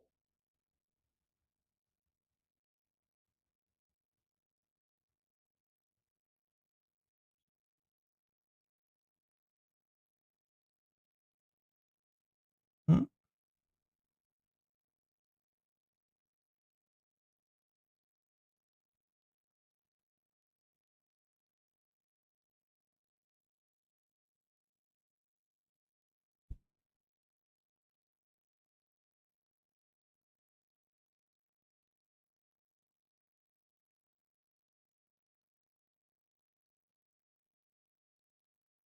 Rose Panic or the Islamic Dilemma. Let's see what Chris David Wood has. Things are going pretty well with the Islamic dilemma here in the U.S. And on pretty much every other topic that we think of. How are things going over in the U.K.? Are you guys? Is everyone feeling it there in the U.K. too? Oh yes. There's there's a lot of panic about the Islamic dilemma. There's a lot of worry about it. We know that a lot of Muslims are being asked to give responses to the Islamic dilemma by people like Fareed or Jake or our favorite Daniel Akikachu. And they're really struggling. They're really struggling, and it shows. So it's not just like in America things are changing. It's international, and particularly in the UK. Here's what's amazing to me. Like we can decide, like 7 or 8 months ago, we can decide something. We can decide, hey, we're going to make this the year of the Islamic dilemma. We're going to make everyone know this. There's only a certain amount of that that's actually like under our control, namely what we're doing. Other than that, for it to really take off, other people have to be on board, right? Other people have to start picking up on it, learning it, and sharing it, and so on. Muslims have to start reacting to it. And Muslim Dawa guys will try to avoid anything that they don't want their people to hear. In other words, if you're bringing up an argument, they'll try to avoid it because they don't want to respond to it because that's going to let more people know that there's this problem here. So what you need is Muslims flipping out about something and going to their Dawa guys and demanding responses from their Dawa guys. And then you end up getting debates. Then they end up in a panic mode and then they start attacking each other. And so notice a ton of that is actually not under our control. That's under other people's control. So when you're sitting back here saying, hey, this is going to be the year of the Islamic dilemma, everyone's going to understand it. All the Muslims are going to be freaking out about it. And so on. It's like everyone else has to kind of play along. And they are. That's what's amazing, right? Because you say you're going to do it, but it depends on other people to get it going, to help get it going. And you can't say definitively that they're actually going to help you get this done. And yet they do. And we can tell this as well because when we look at like the YouTube algorithm and how this is being shared on TikTok and other places, we see that it gets traction. And I think that that's not just because Christians are watching this, but because people from other faiths as well, including Muslims, are watching these videos about the Islamic dilemma, and then they're going to their favorite da'is and asking them to make videos in response to it. So in effect, we're doing incredibly well with the algorithm as well. So it's amazing. So guys, this is everyone watching. This is how you do it. Just learn this over a period of many years, because if you go back 20 years, Muslims didn't like debating Muslim topics. They only wanted to debate, is Jesus God? Is the Trinity true? Is the Bible reliable? Did Jesus die on the cross? Did he rise from the dead? They only wanted to debate Christian topics. They didn't want to debate Muslim topics because they didn't want anyone bringing up any problems. And just so everyone knows, back then, if you go back a little before then, it was very common if you set up a debate between a Christian and a Muslim. They would only agree to a Christian topic, and they would say before the debate, if anyone criticizes Muhammad or the Quran at any point in this debate, it's over, and all the Muslims are walking out. So they made sure that no criticism of Islam is going to take place and so on. So like, how do you get through that? How do you get through that? Anyway, we find out over the years with when they say things, when they reject Muhammad's relationship with Aisha and say we're lying, when they say the Quran's been perfectly preserved, and when we respond, they say we're lying and so on. You just have to get the message to Christians and other non-Muslims, and they have to start using it. They have to start using the information with their Muslim friends, thus sending their Muslim friends into panic mode because they've never heard this before. They don't know anything about this. So they have no answers. So now they have to try and find answers. And who do they go to? They go to their dawah guys. They start pestering their dawah guys. Then their dawah guys start posting responses. And then we say, hey, why don't we debate it? And that's how you do it. You couldn't go directly to them to debate it because there's no way they would debate it. They don't want people to know about it. So you have to go about it in an indirect route. What's amazing is they fall for it 100% of the time. And I just laid out the entire system right there, and they will still fall for it 100% of the time. Wow. Hey, I hear Giant DOC there. How you guys doing? Hey, what's up? Hey. You know what? We actually found about 3 or 4 people recently who solved the Islamic dilemma. Oh. Yeah, we've been getting a lot of praise reports, Muslims becoming Christians because the Lord's been using the Islamic dilemma for their personal testimonies. And some of these guys, you can actually see it happening in real time. Like we do a stream with David and Avery, and you hear the conversation with the guy while he's a Muslim. We talk about the Islamic dilemma. We talk about some questions he has about the Bible. A couple months later, he follows up and he's like, hey, you remember me? And he's like, I'm a Christian now. And so that we've heard multiple others telling us the same thing as well. And we are sure to write down these people's names to pray for them. In fact, we have a whole list of people that we're praying This for. week and over the last couple of weeks, Brother Miled, Sister Miriam, Sister Jane. That's how you solve the Islamic dilemma. That's how you do it. That is, and it's amazing because they're just finding out about it. I mean, people are calling in and stuff. They're hearing about this. I mean, they may have heard the Quran confirms the Bible and so on, but once you start taking them through the verses, they think they're these easy responses because their dawah guys have told them, oh, no, this is so easy. Anyone can respond. It's a joke. It's so stupid. It's such a dumb argument. And then they think they've got some simple response to it. I'll just say Surah 2, verse 79, and that will be it. And what happens? We actually go to the passage, we go to the context, we go to commentaries, we go to hadiths, and they find out, this is actually a serious, serious problem. But this is all new. This is all new. People are just finding out about it. So exciting, exciting, exciting times. All right. So this is Dawah Wars Islamic Dilemma Edition. I haven't been like going around and checking out the stuff. We've got videos here. Apart from the shorter clip of Daniel Hokikachu. So I watched like a 2-minute clip that a couple people sent me. But I saw the shorter clip, but we're going to look at a longer clip. But Fareed's videos, I don't know, guys. I didn't watch them when Fareed sent them to Daniel. But we've responded to other videos. We've responded to videos by Fareed in the past. So have we actually have I seen these in the past? Yeah, actually, one of those videos is a response to us, yourself and Chris. It was a stream that we all did together where he issued a challenge for the Christian apologists to find one classical Muslim scholar who believes that the Bible is unaltered, uncorrupted, etc. And we found a bunch. And so we found a bunch, and then the one he responded to was, the one that it comes up in the video, which is a really bad response, but not even according to us, according to Daniel. Daniel thinks it's a bad response. So yeah, you're familiar with the content of what it is. One of them was a response to us. I don't really remember the other one though. All right, so this may not. Let me give my understanding of the chronology of the beef, and then people correct me if I have it wrong, and then that'll help the viewers understand what's happening. So Daniel did this debate. And then Fareed came out and said, you got caught with your pants down. Basically, you didn't do well. Hey, let's keep this PG. Then in response, Daniel attached 2 videos. Daniel was highly offended by that language. Yeah, Then yeah, in response, Daniel attacked 2 videos that Fareed made that are a year old. And so I don't even think Fareed articulated clearly what it was that was wrong with Daniel. He just said, you got caught with your pants down. But the only Islamic dilemma videos that Daniel could find to attack were those 2, I'm guessing. And let me go ahead and pull up that tweet. That's the only tweet because I had to get it to find the videos that we're going to be responding to.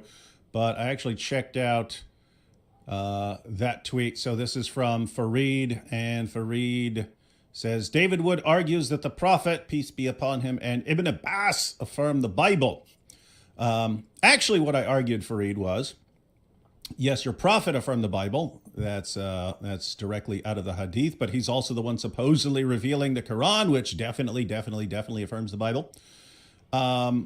Daniel brought up Ibn Abbas. I pointed out, at the end of the day, I really don't care if Ibn Abbas says the Bible is corrupted. If he said it and it was clear, I wouldn't care. My response would be, where does Allah say it? If Allah doesn't say it and Ibn Abbas says it, and you go with Ibn Abbas, you're worshiping Ibn Abbas according to your own prophet. Yep. And I would take it as you being condemned by Surah 2, verse 79, your guys' favorite verse. Committing shirk. Anyway, why? You'd be taking something that someone wrote and treating it as the word of Allah, and you would be condemned by Surah 2, verse 79. So I really wouldn't care what Ibn Abbas says. However, we have some reports that conflict with what you guys say about Ibn Abbas. And so that's what I pointed out during the debate. And then he says, these 2 videos from my playlist refute both attributes. Refute is a strong word, Fareed. Refute is a strong word. Let's say in these 2 videos, let's say something we can all agree on. In these 2 videos from my playlist, I say words in response to some of the issues. I say words in response to some of the issues. Just say that, and then we could agree. Refute, doesn't mean what I think you think it means. Muslims should familiarize themselves with responses to avoid getting caught with their pants down during a debate. Oh, okay. I don't even think Daniel was wearing pants. I think he was wearing a dress, but I don't know. He might have had pants on under that. Let's hope he had pants underneath. Yeah. Yeah, I certainly hope so. So pants means something different in British English. So the Chris is thinking of something. Chris is thinking of underwear when you say pants. That's true. Yeah. Oh, that's funny. Yeah. For us, pants means like jeans or something like that. So, yeah. Okay, pants. So that's like underpants. So you got pants and underpants, but pants. Okay. All right. But yeah. So this is Fareed warning Daniel not to get caught with his pants down like Muhammad on the night of Al-Zut. All right. Now we're good. Now we know. Nice. Okay. So that has been retweeted by a number of people, including some Muslim propagandists, some people who are, popular for doxing, I'll say, some of those people as well. But they're very big, very big in the Dawa world. And then Hang on. Is this the same Ijaz who's also a racist and refers to other people of other races as racial epithets? That's the same one. Okay, just want to make sure. So he's retweeting it. And by the way, that's Daniel's former debate partner on Fresh and Fit. So, but then again, I don't know if that's saying much because Jake was also his former debate partner too. So that didn't go well. So Fareed has been, nonstop, and he knows that we're using his content against Daniel. And so he put out like one thing where he said something negative about you in the debate, but everything else was about Daniel, how bad Daniel did. And Jake is actually retweeting some of that stuff as well. So Jake is in on it. All these Dawa guys are basically all in agreement that Daniel did a terrible job in the debate. Mr. Pikachu. Yeah. Oh, I just wanted to point out that's interesting because where was I? I don't remember which channel I was on the other day. It's all been a blur. My brain was fried. But I think it was with God Logic. Anyway, was live a couple of days ago, and Fareed, channel. Fareed came up, and I offered the offer of all offers. Here's how you should have responded. And then there are even people here and there in various comment sections going, why are you baiting Daniel, not Fareed? Fareed's the one who really knows. Like, what kind of fantasy land do you live in? So I offered Fareed the deal of all deals. I said, if you think you can do better, we will debate. I will debate the exact same topic with you, and I will use the exact same opening statement. I have to change the intro because it's a different person, but apart from that, I will use the exact same opening statement. You cannot possibly get caught off guard with everything. You can design your entire opening statement as a response, a prepared response to my opening statement. That is like as generous as someone can possibly be. So just wanted to point that out. That is an open offer to Fareed. And for all you Fareed fans out there, if he doesn't accept that, my goodness, how are you not getting this? How are you not getting the fact that they're just terrified?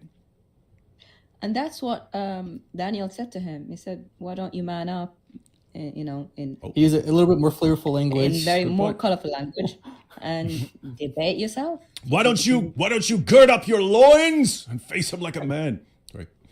Yeah, whatever you think. At least Daniel's going after him. Sorry. Yeah, he needs to gird up his backbone. Gird up his backbone. And Islamic, biology. This dude's always pull up your pants. Like throughout this whole conversation, he was eating. Oh man. All right. So, anything else before we start jumping into some of this? Yeah. So you know that meme where you have like the two Spider-Mans pointing at each other? I think that's it's basically three. There's variations. There's one with two, one with three, but that's what I want you to think about when you have Fareed and Daniel. Fareed's pointing at your argument is bad. The other one, Daniel's like, no, your argument is bad. And yeah. You got to make one of those then. I made one. It's on X if you want to. I don't know. I can pull it up, but it's basically what's going on. It's exactly what is going on, and Daniel is accusing Fareed's responses of being bad, and I'm kind of saying like, guys, you're both right. It's okay. You're both bad. You're both right. You're both bad, and so it's not a matter of like like siding with one or the other. It's like we're agreeing with you both here. You guys are both right that you're both bad. And it's kind of like this. It's kind of like when I'm observing the situation. What I noticed is from observing the situation. I treat women like prostitutes. Sorry, go ahead. Yeah, Daniel took it best. Daniel took it best. I mean, Daniel actually debated, so he took it best. But what I've noticed is it's like imagine like two people who are able to recognize something bad in the other person, but they can't recognize that same thing in themselves. So like Daniel thinks he has these amazing responses to the Islamic dilemma, but other Muslims are recognizing, no, your responses are bad. And then Fareed thinks he has these amazing responses, but then Daniel and other Muslims are recognizing it's bad. It's like you guys are able to recognize it in each other, but you have like this blind spot that comes to yourself. So we're just here kind of like opening their eyes and filling the gaps and like, hey guys, you're all really bad at this. I was actually thinking the same thing when I saw, because again, the only thing I saw was the short 2-minute clip of Daniel where he was making fun of Fareed's response to the hadith in Sunan Abu Dawud. And he was saying, well, you're saying that this scholar says it's good and this other scholar says this, and you think that's a good response. And I'm like, Daniel's correct. Daniel's absolutely correct. But these six.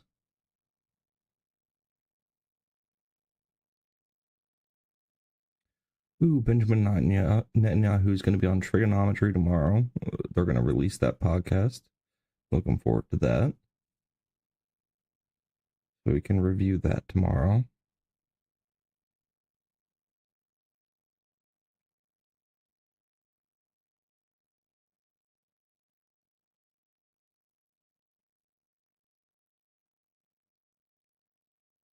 Weird.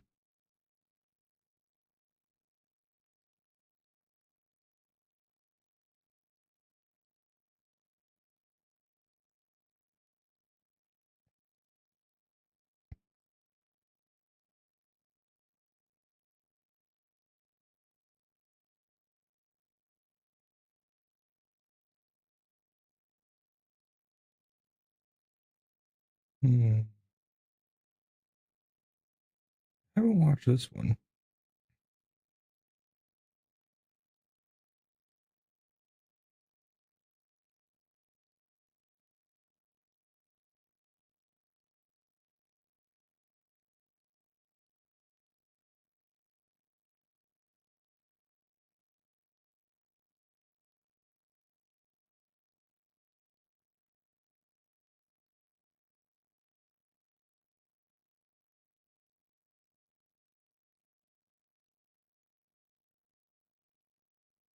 Hmm?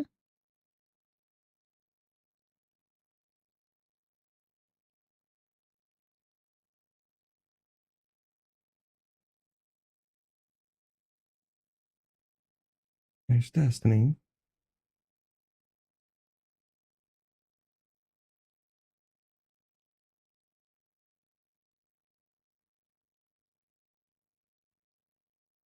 Made it look like this person has a mustache. Maybe they do. Ba, ba, ba, ba.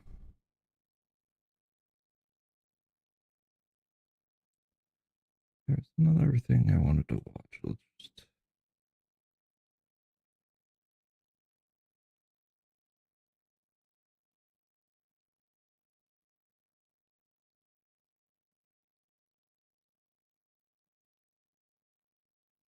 Tim isn't back yet.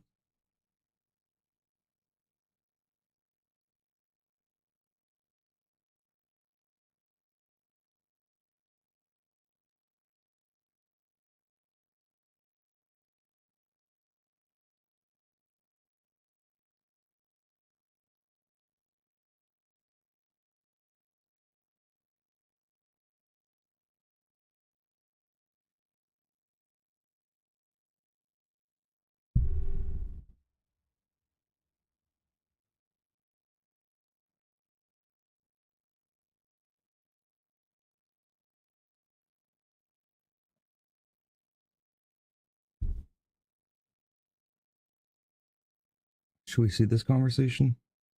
How ignorant it is?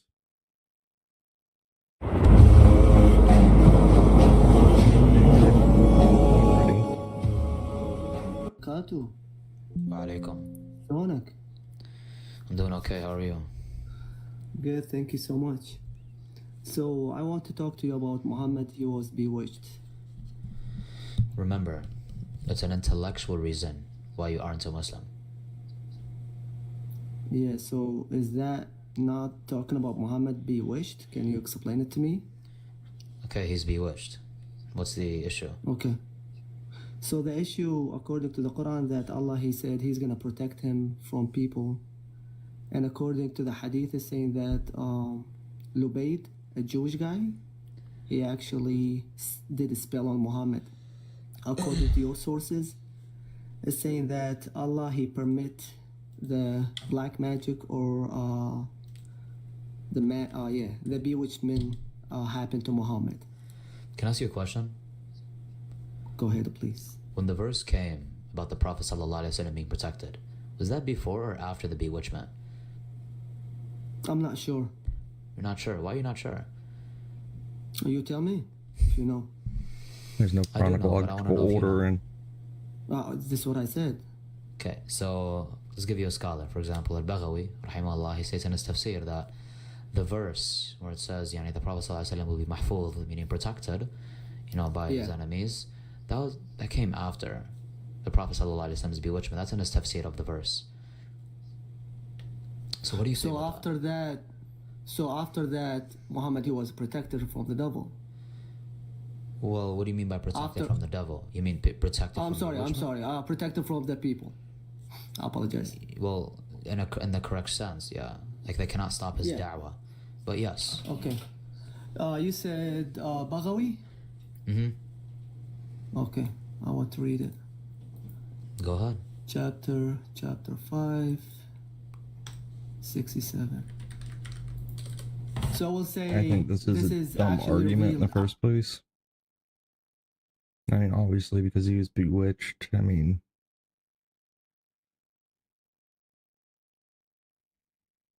it's not a strong argument.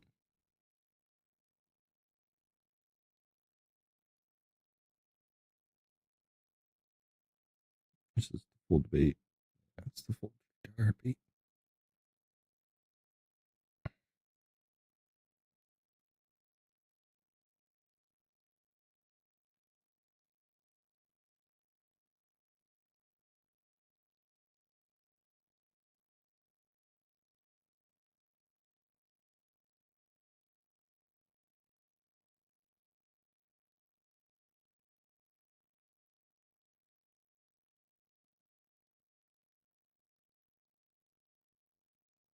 I mean, I don't disagree with him here. Trump says Smithsonian should portray America's brightness, not how bad slavery was. Yeah. The fact that we had a civil war over it should tell you a lot.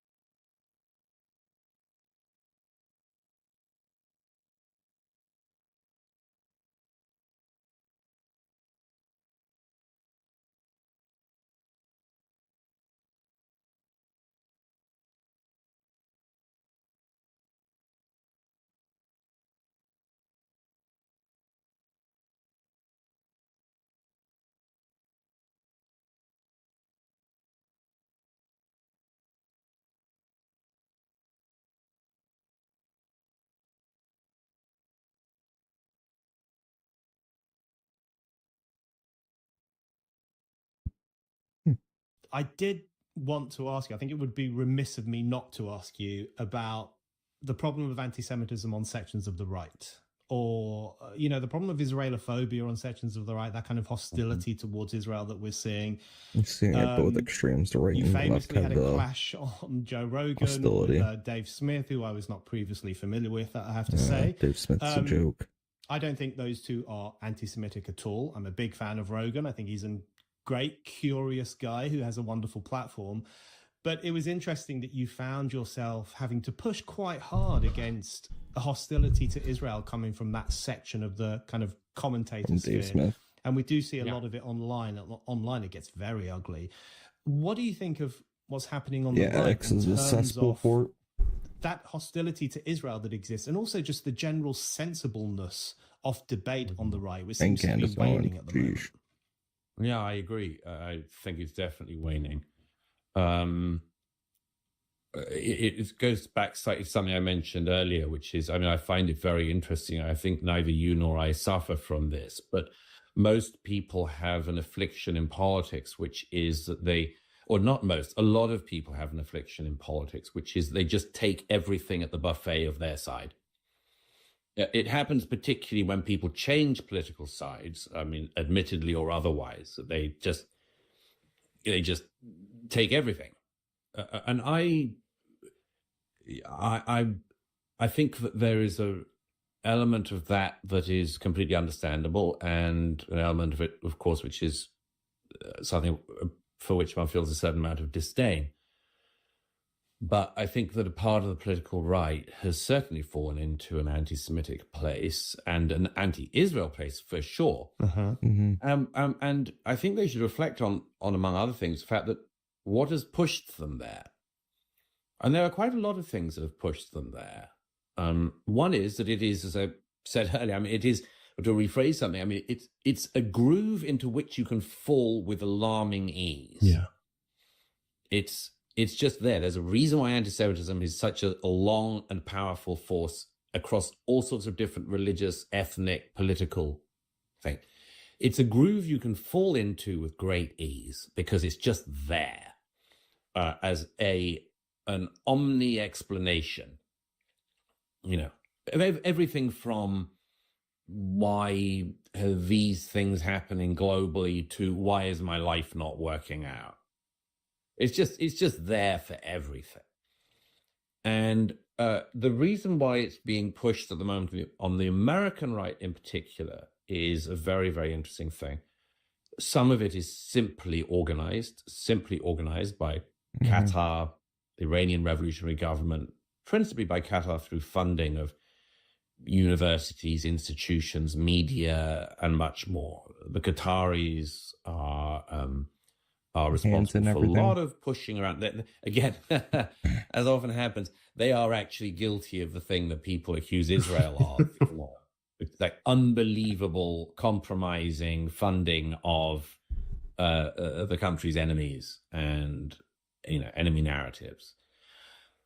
So some of it is absolutely pushed. Others, it's there as an explanation. I mean, I've been very interested by watching this, and it's difficult to watch because it's hard to see where it becomes serious and actually breaks the surface. I'm like, why should a couple of comedians be having any kind of sway? I was interested watching Piers Morgan a couple of days ago, talking to the international lawyer, a friend of mine, Natasha Hausdorff, and being exceptionally rude and dismissive and disparaging and really unprofessional with her.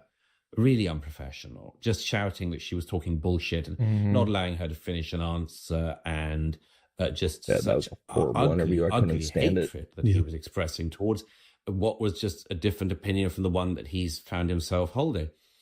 And he turns to comic Dave Smith and he says, these Israelis, so they're treating us like that we're just clowns, sort of thing.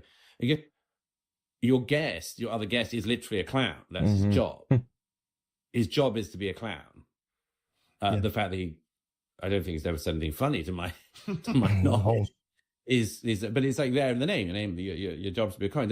You look a little bit at these people and you think, what do I have to pay attention to this? Where does it become serious enough that you have to pay attention? And I think it becomes serious enough that you have to pay attention when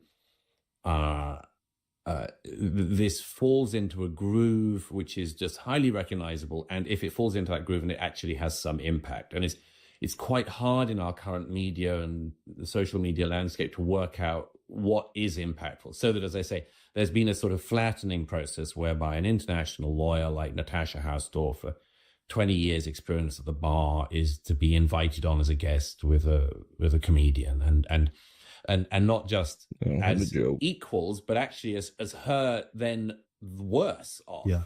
Like her knowledge and expertise makes her less desirable to listen to than a comedian just riffing on stuff he's read online.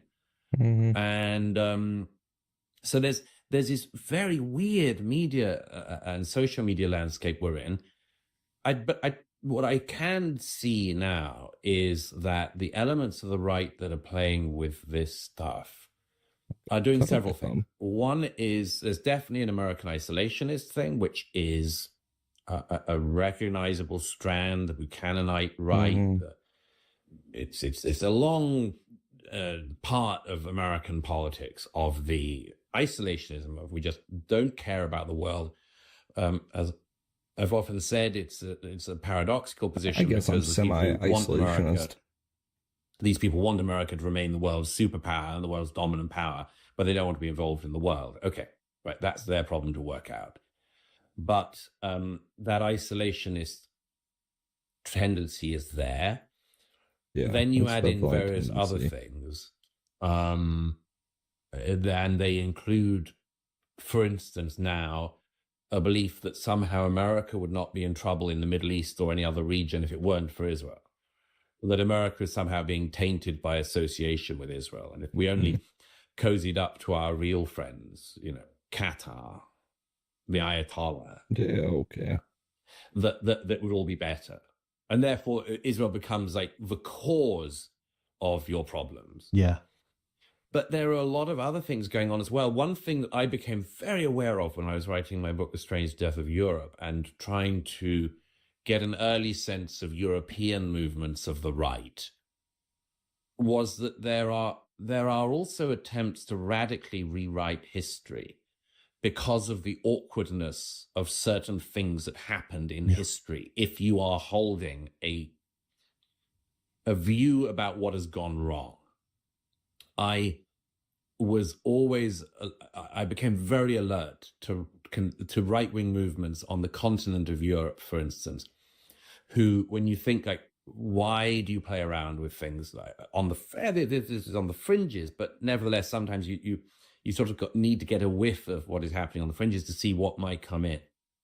There was always a problem on the European right, that there were portions of it that that would blame Israel and the Jews in particular for mucking up the whole cause of their ethno-nationalist project. Yeah.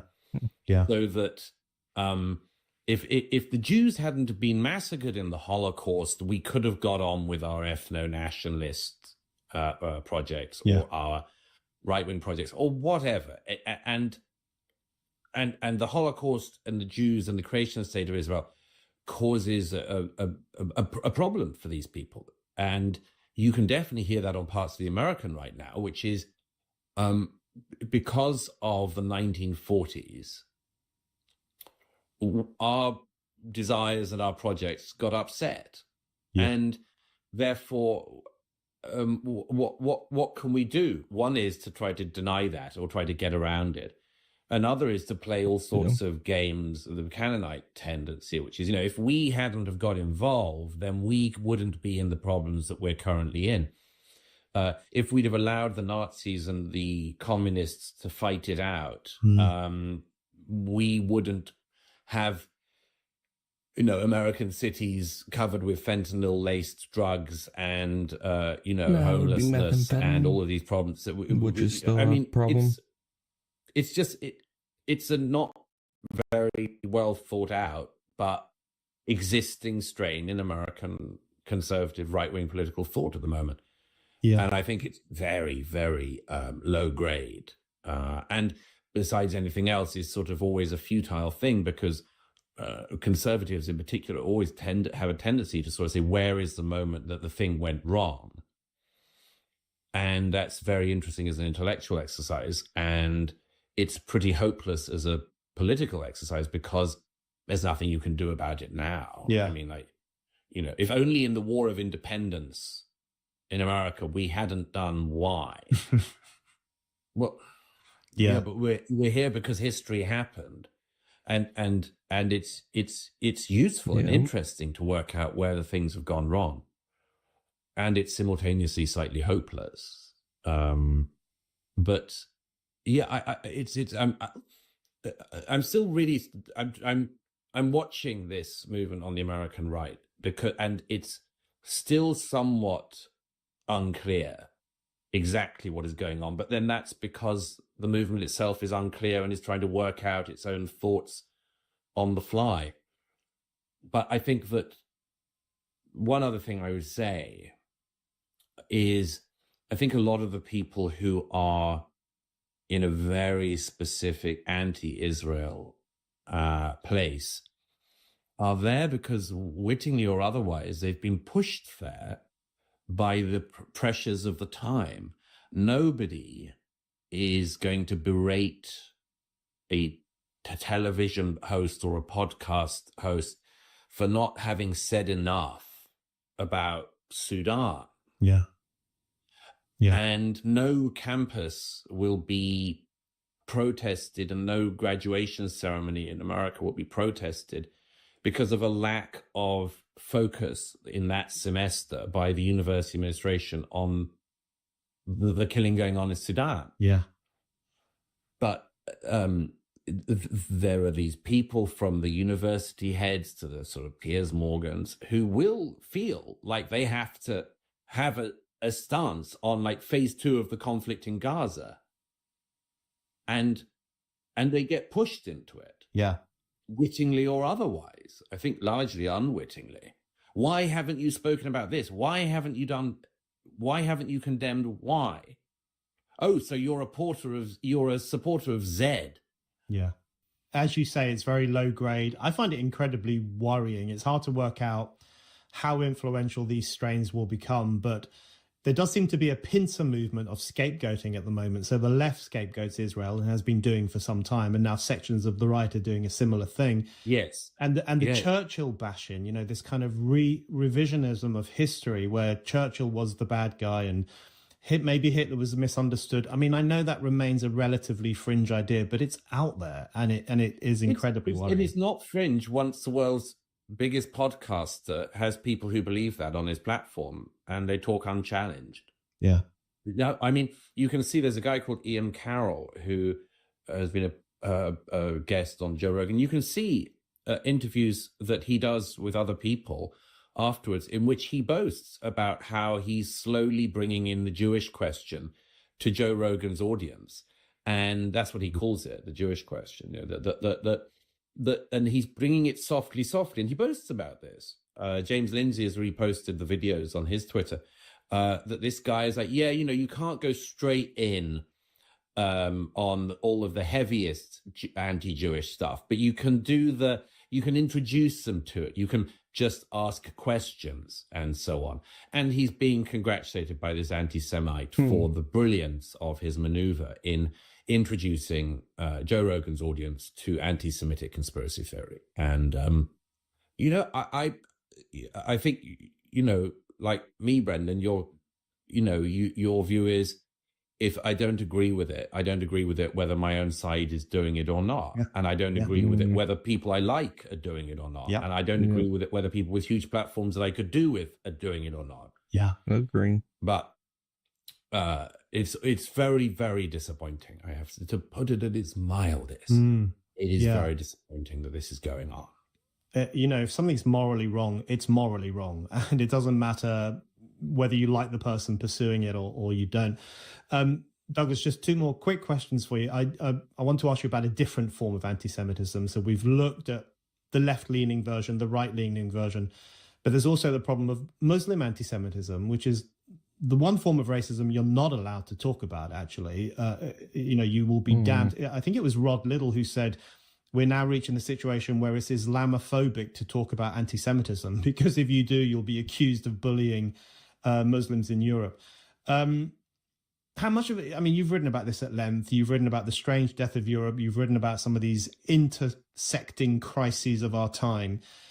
When I've gone on some of the anti-Israel demos over the past 20 months, strictly to observe them, not to take part, I have noticed a kind of unholy marriage between kind of bourgeois people from the leafy suburbs and young radical Muslims, radical Islamists, people who wear the keffiyeh and say, we want jihad, etc. How much of a problem do you think that anti-Semitism is becoming, and why are people so reluctant to grapple with it? It really is, as you say, it is Islamophobic to mention Muslim anti-Semitism. And at some level, I think governments, police forces, and others just decide this is a numbers game. There are more Muslims than there are Jews in the world and in countries like Britain, and therefore it's just easier. Give the Muslims their Islamophobia, you know, rights, and it'll all go away as a problem. I think this is profoundly misguided. Yeah. Islam has an anti-Semitism problem from the roots of the religion and is undealt with. It's just not been dealt with. Yep. And Christianity has had a long history of anti-Semitism. But if a Christian pastor or bishop or priest, anyone, stood up in a pulpit and said, we must kill all the Jews, it would be front page news, and all the leadership of the church would denounce the person in question, and they would have no future in the church. By contrast, not just in the Middle East, in England today, we have the videos that mosques across the country have post on their own websites. It's not like they're hiding it. We'll do sermons calling for the end times and the destruction of the Jews. And if people don't think that's a problem for everyone, I don't know. I mean, obviously, as I say, a country like Britain is in a stage of denial because we have massive immigration. We've imported a lot of Islamic extremism. We've imported a lot of people who hate Jews and hate Britain. And I think that there is a general feeling like, let's allow them to continue hating the Jews, and we'll worry about the rest when we come to it. It's just all so misguided. Yeah. The theological fundaments of Islam have a deep anti-Semitism problem, and that's because the Jews were among the first people to reject the so-called revelation of Muhammad. They just said, no, we've got our traditions, we've got our book, we don't need yours. And the fact that Muhammad himself, the inventor of Islam, killed Jews with his own hands, it is a problem. I mean, that's a big problem. And if you're a Muslim, and what do you do about that? A lot of people say that that's just not the case. They pretend that their own text, or a lot of people don't know. Maybe. Yeah. Certainly a lot of non-Muslims don't know that. But a lot of Muslims either deny that or will just try to shut it down, get around that difficult corner by saying Islamophobia. Yeah. I would urge them to do a different thing, which is to deal with it and to get over it, to get past it. And it would be very good for the Muslim world as well, because if they decided to work with the Jewish state, for instance, in the Middle East, then you'd have a lot more success in the Middle East, and you'd have a lot less economic deprivation and much more, because all of the creativity and advances of the Jewish state could be shared with more the with their destruction neighbors. of the Jews. But it's a big problem for everyone else in the West, because, as I say, I mean, like, what do we think is going to happen? Really, what do we think is going to happen if the Muslim world doesn't address problems like that, and if the Muslim faith and Muslim faith leaders don't address problems like that? And they just don't. They deny it, and they prevaricate, and they push it away, and they throw Islamophobia out. But as I've said many times, you can see the consequences of Muslim anti-Semitism all over the world. You can see it in our own cities, and to get an idea of its toxicity, you've got to imagine here in the United States, if the history of Christianity would be better or worse if, instead of the Sermon on the Mount, Jesus had called for the eradication of the Jews. To understand the problem of Muslim anti-Semitism, you would have to. The only way you could play it out would be, imagine if Jesus Christ had, by his own hand, massacred a Jewish tribe.